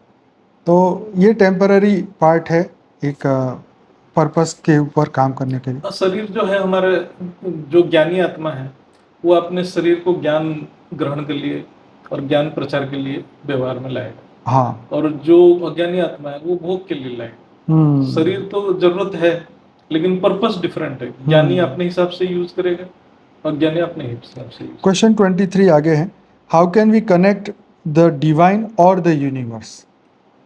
इसका तो एक ही है, कनेक्ट मतलब योग।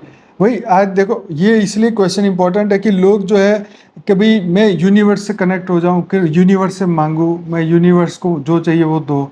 तो भाई यूनिवर्स को वेला बैठा है, नवरा है कि तो तुम मांगा तो मैं दे दिया। नहीं, मतलब मेरे कहने का मतलब है कि आप क्यों मांगना चाहते हो उससे? तो मतलब क्या प्रॉब्लम है आपको? पहले तो आपको ज्ञान होना चाहिए, जे मैं क्यों मांग रहा हूँ और किसको मांग रहा हूँ, उसमें सामर्थ्य है क्या आपको देने की? और सामर्थ्य है तो आप ले सकते हो क्या? तो मतलब ये कॉन्सेप्ट क्या है? जब हम लोग बोलते हैं कि जो श्राद्ध देते हैं, कुछ लोग बोलते हैं कि श्राद्ध को भी मानते नहीं है। तो आप जब श्राद्ध को नहीं मानते, मतलब आप पूर्वज को नहीं दे पाते, तो यूनिवर्स आपको क्यों देगा? यूनिवर्स से आप कैसे ले सकते हो? थोड़ा लॉजिकली भी सोचो। तो मेरे को कहने का मतलब है कि जब जो स्पिरिचुअलिटी है वो तो बेसिकली ऊर्जा है। तो अपने अंदर क्या ऊर्जा फ्लो कर रहा है उसको वो ऑब्जर्व कर रहा है, और ये ऊर्जा का स्रोत कौन है उसको जानता है। फिर जान के उसके साथ कनेक्ट हो सकता है। जो ऊर्जा का स्रोत कौन सा है, क्या ये यूनिवर्स तुम्हारे ऊर्जा का स्रोत है? तुम्हें ऊर्जा वहां से लेके आप फील कर सकते हो क्या? बेसिकली सबसे पहले डिवाइन और यूनिवर्स ये दोनों का कनेक्शन समझना पड़ेगा। हाँ, फिर तो कनेक्शन होगा हमारा।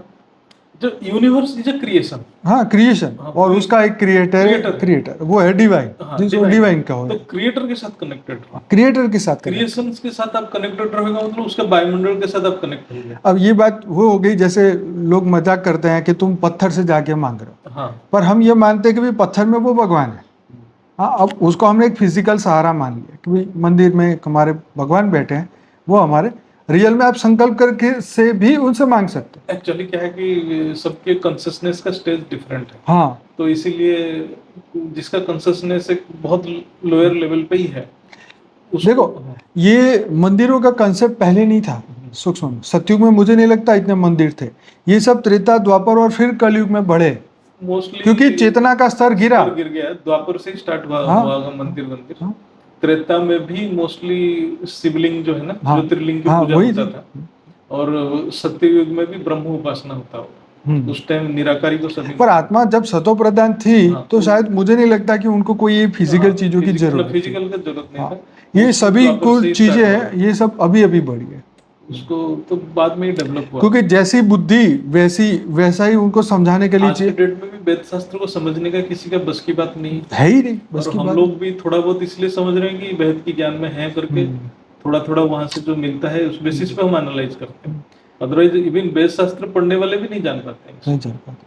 तो वैसे तो कहते हैं ना, जैसा ब्रह्मांड वैसा शरीर। हाँ, तो जैसे जिस ये अगर जीरो कला का ब्रह्मांड है तो बुद्धि भी जीरो कला की है ना, सीधी सी बात है। मल्टीवर्स के हिसाब से देखा जाए तो -100 में बैठे हुए हैं। -100 में क्या सोच रहे हैं? जब अब यहाँ से 100 कला से ऊपर 200 कला में चले जाएंगे तो बुद्धि भी 200 कला की हो जाएगी। चेंज हो जाएगा। हाँ, बुद्धि चेंज होगा, मन चेंज हो जाएगा, संस्कार चेंज हो जाएगा। सतयुग में जैसे सत्य का युग था तो सत्य के लोग थे, ऑटोमेटिक सीधी से लॉजिक तो यही कह रहा है। तो उस वक्त तो फिर आपको ये सब चीज की जरूरत भी नहीं थी। नहीं, मूर्ति का क्या आधार बनाने का और वैसे भी जिसको ये ज्ञान हो जाता है कि अरे बार बार ब्रह्मा के दूसरे परार्थ में अगर 198 करोड़ साल के अंदर 1000 चतुर्युग घूम चुके हैं, तो क्या हम बार बार सतयुग त्रेता द्वापर कलयुग में फंसे रहेंगे क्या? इतना लॉजिक भी अगर किसी का जागृत होता है तो वो तो ऊंची आता है। वही बुद्धि का जागृत होना, बुद्धि जागृत होना कि चलो मैं अभी कलयुग में तो निपट गया, चलो मेरा तो ये निपट गया, फिर मैं सतयुग में आ जाऊंगा, फिर राजा बन जाऊंगा। तो ये तो भोग बुद्धि हुई। फिर वो राजा बनेगा जब भोग करेगा, फिर बंधन में है। फिर बंधन तो आया, तुम देवता बने मतलब तुम फिर फंसे। इसलिए सबसे इंपॉर्टेंट है कि आप कर्म बंधन को अच्छे से समझो। मतलब ये समझना बहुत जरूरी है, सुख भी बंधन है, दुख भी बंधन है। बिल्कुल है। अब जब सुख की कामना कर रहे हो तो बंधन की कामना आप कर रहे हो, है ना? फिर आपके सुख में शरीर उसी हिसाब से बनना शुरू हो जाता है। आपके संकल्प आपके शरीर का निर्धारण करता है। जो सोच है उसी हिसाब से शरीर बन जाता है। तो जैसे उसने बोला कि मेरे को सुख भोगना है, राजा का भोग भोगना है, वो शरीर क्रिएट हो गया। फिर आप जा नहीं पाओगे, आप ऑलरेडी बंधन में आ गए। इसलिए ज्ञान में हर वक्त की बीज रूप स्थिति में रहो। निसंकल्प बीज रूप स्थिति। और परम शांति संकल्प ही वो है ओरिजिनल संकल्प, उसमें कोई शरीर नहीं बनता, वो परम प्रकाश की संकल्प। इसलिए उसको बार बार करते हुए आपके ये जो शरीर डिलीट हो जाता है, सारे जो सूक्ष्म शरीर कारण शरीर धीरे धीरे निकल जाता है, धीरे धीरे खत्म हो जाता है। बराबर, बहुत इम्पोर्टेंट बात। तो अब कितना है? 1:24। ओके।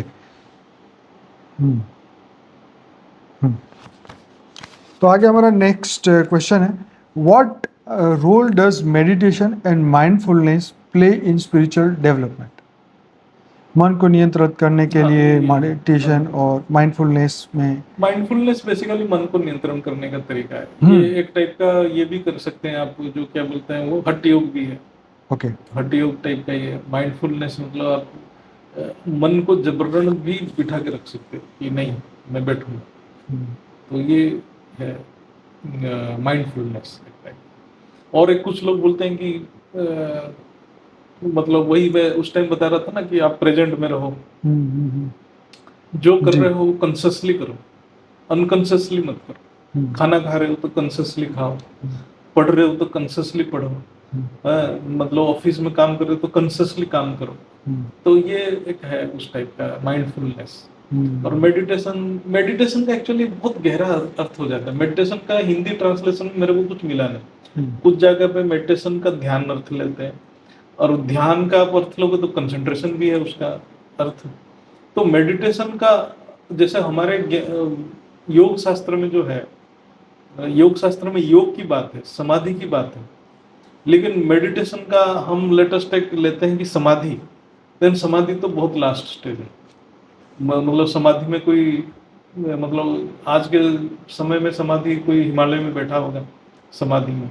एक्चुअली समाधि का हम अर्थ सचमुच में लिया जाए, समाधि मतलब समाप्ति। बहुत मस्त। ठीक है, समाधि मतलब समाप्ति। तो समाप्त हो गया। ठीक है, क्या है इधर से कोई लेना देना नहीं। मन की समाप्ति। हाँ, मन की समाप्ति। तो तुम सब पहुंच गए समाधि। समाधि हो गया, तो फिर वो कोई कर्म भरम कुछ बचा नहीं उसका, फिर वो जो हम नया वो बनाएगा नहीं। हाँ, नया बनाएगा नहीं, समाप्त ज्ञानी हो है गया तो उसका, समाधि खत्म। तो मेडिटेशन का मीनिंग समाधि तो नहीं होगा मेरे को तो लगता है। मेडिटेशन मतलब कंसंट्रेशन हो सकता है, ध्यान और योग, शॉर्ट में कहे तो ध्यान और योग का कॉम्बिनेशन, वही मेडिटेशन है, ऐसे ही होगा मेडिटेशन। Yes yes yes. चलिए आगे बढ़ते हैं।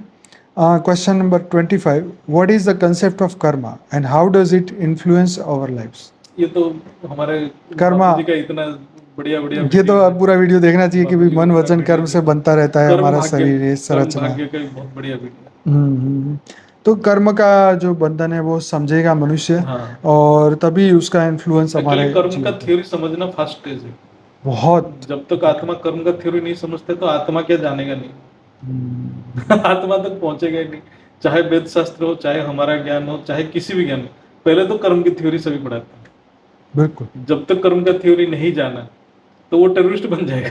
बिल्कुल बिल्कुल बिल्कुल। अजीब अजीब सा धारणाएं लेके भाई जिससे मुझे फायदा होगा, जिससे मुझे नुकसान होगा, तुम्हें वही नहीं पता। हाँ, हाँ, क्या मेरा फायदा है, क्या मेरा नुकसान है। मेरा बंधन का कारण क्या है, हाँ, वो जानना पड़ेगा ना। कारण जानोगे बिल्कुल तो बिल्कुल निवारण बिल्कुल। करोगे, यही तो बंधन है। यही तो बंधन है। यही बांध रहा है, तो उस अज्ञानी तो बेसिक, बंधन है। वो बेसिक ही नहीं जानेगा तो क्या करेगा। इसलिए कर्म का थ्योरी तो बहुत इंपॉर्टेंट है। तो इसलिए तो भाई आपको पूरा वीडियो देखना पड़ेगा। हाँ। ठीक है जी, चलो question number 26, how can we find inner peace and contentment? हाँ, ये जो कंटेंटमेंट का तो हम जैसे उसका हिंदी में ले तो क्या बोले, निश्चिंत, निश्चिंत भी नहीं, कंटेंटमेंट मतलब कंटेंटमेंट मतलब हमें सुख, मतलब एक टाइप का हम, हमें कोई विचलित नहीं हो रहा है, हमें जो मिल रहा है उसमें हम संतुष्ट है। संतुष्ट संतुष्ट संतुष्ट, संतुष्ट, शांति और संतुष्ट। संतुष्टि, हाँ। संतुष्टि। इनर पीस और कंटेंटमेंट तभी मिलेगा जो हमारा ईशोपनिषद में है ना इसका, जो मेरे को जो प्राप्ति हुआ वो ईश्वर की देन है, उसी से मेरे को सुखी रहना है, मेरे को दूसरे का कुछ देखना ही नहीं है। अच्छा। जिसको जो मिला है वो उसका कर्म है, मेरे को जो मिला मेरा कर्म है। ओके। तो ये जो जब उसको पता चल जाएगा, कर्म का थ्योरी जानेगा, आत्मा का ज्ञान जानेगा कि मैं ट्रैवल आत्मा का कैसे जर्नी हुआ है, हमारे सारे वीडियो है, तो वो कभी कंपैरिजन नहीं करेगा किसी के साथ। सारे असंतुष्टि कंपैरिजन से। कंपैरिजन से। जो वो उसके पास ये है, मेरे पास ये क्यों नहीं, वो उसका शरीर इतना अच्छा है, मेरा क्यों नहीं। वो कंटेंटमेंट मतलब वो सब डिसकंटेंट, मतलब जो कंपैरिजन खत्म तो आपका असंतुष्टि खत्म। और कंपैरिजन कब खत्म होगा? जब आपको कर्म का सिद्धांत पता चल जाएगा, आत्मा का ज्ञान पता चल जाएगा, तब आप अपने आप में ही खुशी महसूस करो। यस, आपने लिखा है इनर पीस अर्थात परम शांति। यस, कंटेंटमेंट अर्थात संतोष। यह तब मिलता है जब ज्ञान द्वारा हमारे अंदर सारे प्रश्न का समाधान मिलता है और अपने कर्म को करते उसका जो योग द्वारा हम अपने कर्म बंधन को काटते हैं और आत्मा का मूल संस्कारों को जागृत करते हैं, तब इनर पीस और कंटेंटमेंट। वही Yes. बात तो सही है, क्योंकि जब तक हम अपने अंदर से एक रिवर्स प्रोसेस चालू नहीं करेंगे वापिस बैक टू द सोर्स के, हाँ, तब तक तो इनर पीस और परम शांति तो आपको रिटर्न जर्नी स्टार्ट करना पड़ेगा। जी, ये बिल्कुल सही है। तो आगे है question number 27, what is the role of faith in spiritual practice. ये तो आई थिंक आ चुका है। यस, उसमें एक और सब क्वेश्चन है कि the nature of consciousness and its relationship to spirituality, ये भी हम आ चुके हैं। हाँ, उसके बाद the existence of God and higher power, वे भी आ चुका है। The meaning and purpose of life, ये भी आ चुका है। The role of meditation and mindfulness spirituality, वे भी आ चुका है। The connection between the religion and spirituality, ये भी आ चुका है। Concept of karma and effect of life, वो भी आ चुका है।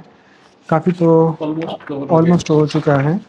The relation between science and spirituality, ये थोड़ा इम्पोर्टेंट है। हाँ जी, स्पिरिचुअलिटी जी, क्योंकि अभी देखो बहुत सारे युग आता है, चतुर्युग आता है, तो हर युग में डिफरेंट डिफरेंट डेवलपमेंट होता है। तो कलयुग में सबसे बड़ा डेवलपमेंट साइंस ही है।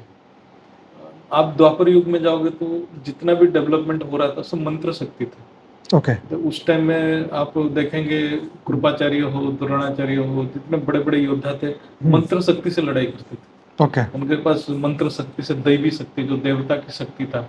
अर्जुन के पास इंद्र का शक्ति था, कर्ण के पास सूर्य का शक्ति था। तो द्वापर युग में वो मंत्र का शक्ति था।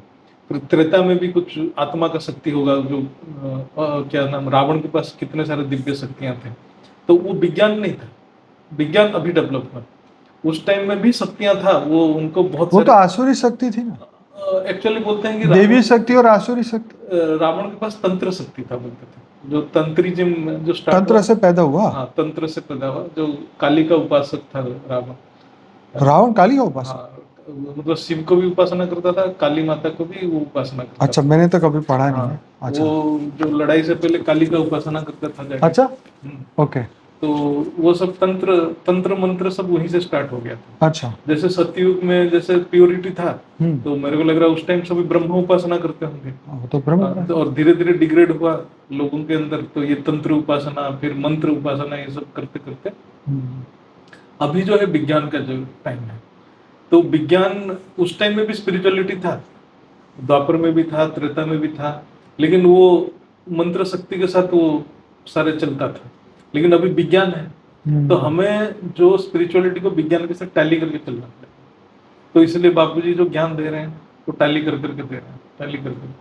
मल्टीवर्स का कॉन्सेप्ट आया तो यहाँ भी हमारा मल्टीवर्स का कॉन्सेप्ट आया, यूनिवर्स का कॉन्सेप्ट आया तो यहाँ से भी हमारा यूनिवर्स का कॉन्सेप्ट आया। जैसे अभी विज्ञान धीरे धीरे सूक्ष्म जगत में घुस रहा है, क्वांटम फिजिक्स में जा रहा है, सूक्ष्म दुनिया में जा रहा है, तो स्पिरिचुअलिटी में भी सूक्ष्म दुनिया है। Quantum computing. हाँ, क्वांटम कंप्यूटिंग क्या है कि क्वांटम जैसे कंप्यूटर में क्या होता है, 0 1 में सारे इनपुट जाता है, आउटपुट आपका आता है। तो उसमें हर चीज 0 1 में कॉम्बिनेशन में होता है, वो डिजिटल होता है। तो क्वांटम कंप्यूटिंग में क्या होगा कि कुछ फील्ड रहेगा, इलेक्ट्रॉन प्रोटॉन का फील्ड रहेगा। अच्छा, वो फील्ड से जो वेरिएशन होगा ना, वो फील्ड जैसे चेंज होता जाएगा, आउटपुट उसी हिसाब से आएगा। वो बहुत फास्ट होता है, बोलता है क्वांटम कंप्यूटिंग। वो 0 1 का कंसेप्ट नहीं है, 0 1 खट जाएगा। अच्छा, उसको फिर वो इलेक्ट्रॉन प्रोटॉन का फील्ड से चलेगा। क्वांटम मतलब वो जो इलेक्ट्रॉन प्रोटॉन ही है, उसी के फील्ड में काम है। ओके। अभी तक क्वांटम कंप्यूटिंग सक्सेस नहीं हुआ है। मतलब अभी उसके ऊपर रिसर्च चल रहा है, अभी सक्सेस नहीं है। तो यस, तो मतलब ये सब सूक्ष्म दुनिया में जैसे घुस रहा है क्वांटम फिजिक्स, तो स्पिरिचुअलिटी भी उसी हिसाब से डेवलप हो रहा है। तो जो स्पिरिचुअलिटी पहले मंत्र शक्ति से द्वारा होता था, जो सूक्ष्म शक्तियां प्राप्त होता, अभी साइंस धीरे धीरे एंट्री कर रहा है उसी जगत में। मोबाइल में बातें करना है एक जगह से दूसरे जगह, मतलब सारे वायुमंडल में जा रहा है सारे डाटा, फिर वहां पहुंच रहा है टावर में, टावर से फिर दूसरे जगह पे जा रहा है। तो ये सब सूक्ष्म शक्तियां हैं एक टाइप का। ये तो बात सही है। तो यस, जितनी गहराई में चिंतन करो, इसके तो बहुत सारी बातें निकल के आती है। बहुत साइंस के साथ सब चल रहा है ऐसा कुछ। हाँ, नो डाउट साइंस अभी बहुत लोअर स्टेज में है, उनको बहुत प्रोग्रेस करना बाकी है। Right right right right.